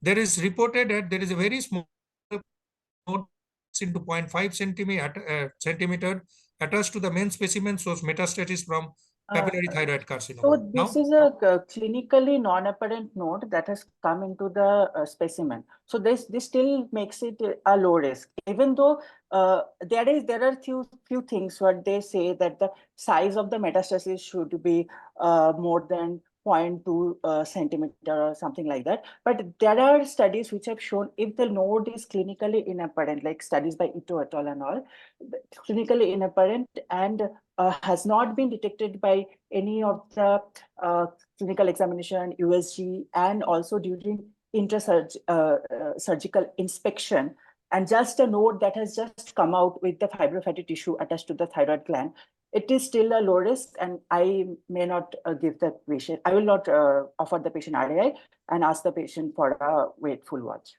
So there is ATA low risk, intermediate risk, and high risk. So if it is even nodes less than 4, it goes to ATA low risk. You are right, you may observe. But if you see the same ATA guideline, they have also mentioned that any nodal metastasis, they are generally favored, though there is conflicting observational data, but they majority favored radioiodine ablation. But it's again, there is conflicting data. There is no clear-cut guideline for this small type of node. So you may observe or you may give radioiodine ablation. Am I right, Dr. Sayak? Yes. So if I may interject a little bit. So if so, I think this point was taken before also, that I'll also assess the patient in terms of like the socio-economic condition of the patient. Like if the patient, I think will not be a very good candidate for follow-up. So I may still give 30 millicurie just to ablate whatever remnant is there, because that makes follow-up much more easier, because later if the patient comes after 2-3 years just with a plain TG value, you know that the TG value is much more sensitive as opposed to if the treatment has not been given. But if I know that the patient is a good follow-up candidate, will not come, will come for a regular follow-up and checkups, so obviously I will not. So in this scenario, what will you do finally? So in this scenario, I will not give. Okay, but if anybody is offering, that is also, he has his point. Am I right? Means, is there any clear-cut guideline in this scenario? So the thing is that the recently published study, that estimable 2 study that has published, which has shown the 3 years recurrence-free survival in purely low-risk cancers with 30 millicurie versus no iodine. So that didn't show any 3 years event-free survival benefit. And also, I think the iodine or not, ion trial is going on. So let us see what is the result for the ion trial. So that is also low risk trial. Okay. So next, very fast, I'm going. 40-year-old male, asymptomatic, USG neck was done for some routine. He asked for some throat pain and his neck 0.8 into Sir, just sorry. 5 minutes. 5 minutes. Okay, sir. 0.8 into 0.6 centimeter nodule in the right lobe of thyroid, and it was no suspicious neck node. That as it was a very highly suspicious nodule mentioned, USG guided FNAC was done. It has come as papillary CA. Now, what will be your surgical management? What will be your plan? Hemithyroidectomy, total thyroidectomy, observation. Siva. I think if this, as per your findings, there's only a less than 1 centimeter, which is like right lobe lesion. There is nothing abnormal except in the your scan. And yes, the question is, active surveillance versus hemithyroidectomy, but we don't have active surveillance data from the Indian subcontinent. And also there are various issues of follow-up that we need to be certain about that. So I would be, given the circumstances I just mentioned, I would probably offer this patient of any preference. Kapil? Definitely give an option to patients, but most of my patients, I would say more than 90%, they opt for surgery, and I will offer them hemithyroidectomy if they agree to that. So in Indian scenario, most of the cases, even for papillary microcarcinoma, which is diagnosed, we go for hemithyroidectomy. But obviously, you should know, the postgraduate student, that observation for papillary microcarcinoma is an option. This is an ITO study which shows that there is no significant difference. But again, in less than 40-year age, there is also a debatable its observations value debatable. So when not to observe, obviously younger age is one area where it is a childhood radiation exposure, positive family history for thyroid cancer, multifocality, aggressive feature on cytology, and those with a posterior breast nodule, which can enlarge and affect the recurrent laryngeal nerve. Any role of Dr. Nitin is there? Yes, I'm there. I think he has left, so I'm not going radio frequency No. ablation. Yes, are you there? Are you able to hear me? I'm still there. Yes. Okay. Yes. So, because Dr. Poonam told you will leave. So any role of radio frequency ablation here? Because my question had not come, so I thought I'll just wait. Yes. So RFA, I think we are now moving from surgically to a minimally invasive treatment options. At this point of time, we don't there is no head-on comparison between a hemithyroidectomy vis-a-vis minimally invasive treatment like a microwave or an RF ablation. What I would like to say is that in TMH, now we are proposing a study wherein we are going to compare active surveillance versus minimally invasive treatment, that is RFA of the thyroid nodule. I think we will be able to answer this question better regarding active surveillance versus some sort of treatment maybe in another couple of years. Those patients who definitely are, always are worried about having a nodule under surveillance, who opts for some amount of treatment which need not be hemithyroidectomy. RFA is definitely an option in T1A microcarcinoma. That's an option that can be considered. Between 1 to 2 centimeter, it again is a gray area where only if the surgery, if the patient refuse surgery, we can do. Otherwise, at this point of time, it is hemithyroidectomy. So again, role of radiofrequency ablation, especially in malignancy, is an area of investigations, and basically in Korea, a lot of studies are going on with the positive data. If you see the radiofrequency ablation and RSNA, radiograph article very recently published, they have shown that its use in primary small papillary thyroid cancer is likely to expand if further studies outside Asia confirm the promising results obtained there. And last slide, hemithyroidectomy was done, and this is the papillary CA, size 1 into 0.8 centimeter, no ET, all margins free, no LV, no PNI, but it is a tall cell variant. Dr. Siva, what will be your plan? Again, I think this decision, we have to counsel the patient and tell that it would be an intermediate stage just because of the pathology. I would offer the patient observation versus hemithyroidectomy. And if the patient observation versus hemi? No, after hemi. Sorry, completion. Okay. Sorry, I mean completion. So observation versus completion thyroidectomy, and if the patient opts for observation, I would be okay with that and follow the patient closely, provided the patient comes back to you on regular follow-up. Dr. Kapil? I that tall cell variant, poorly differentiated, they are definitely very poor prognostic factors, and in our experience, we do a completion almost. Okay, so having said that, tall cell variant is an aggressive histology. Tall cell, columnar cell, Hobnail cell, these are aggressive histology.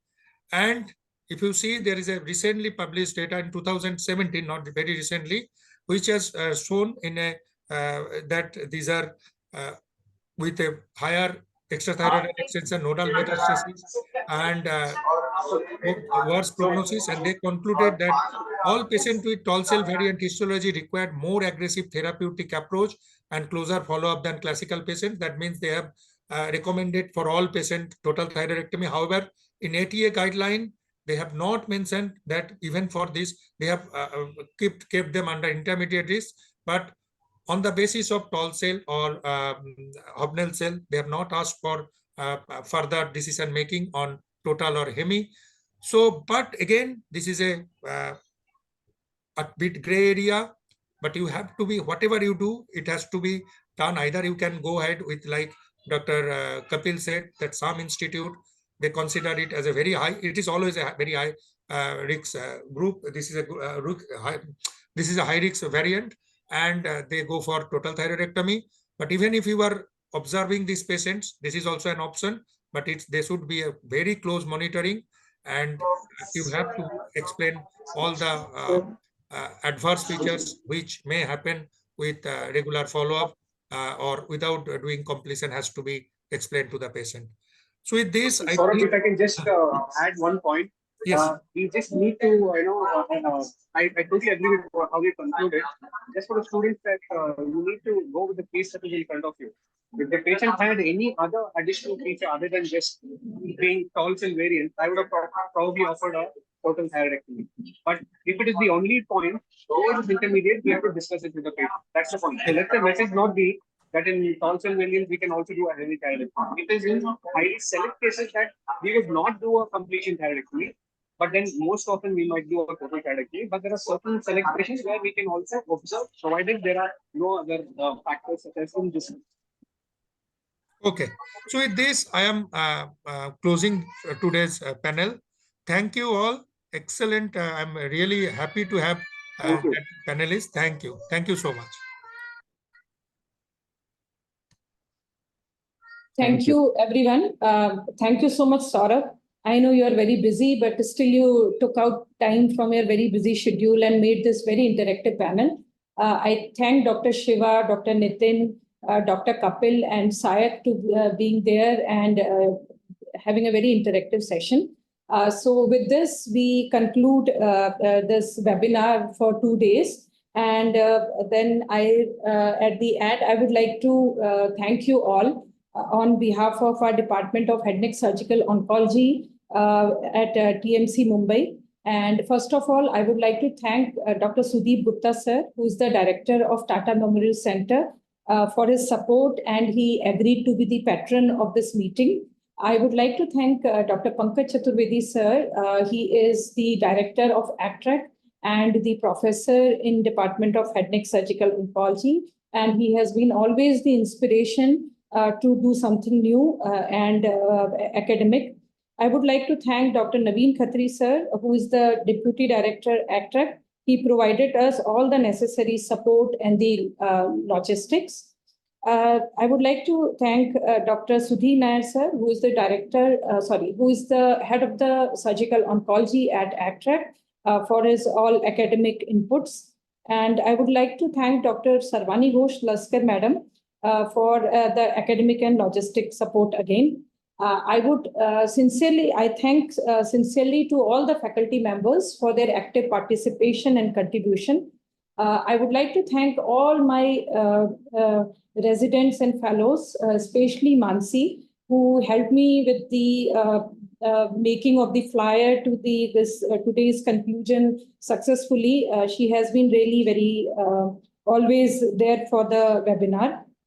I would like to thank James, Shamima, and all my other residents and fellows for their excellent coordination, which made this conference possible. I would like to thank the IT department of the ACTRAC, especially Ashwini, who has been with us last 2 days continuously for the smooth and uninterrupted streaming of the program. And lastly, I would like to thank our very enthusiastic delegates and the students who have been very actively participating and posting questions and very interactive discussions going on. And with this, I conclude this webinar and hope to see you again in the next year with some new topics and good discussions. So with this, I conclude the webinar. Thank you so much.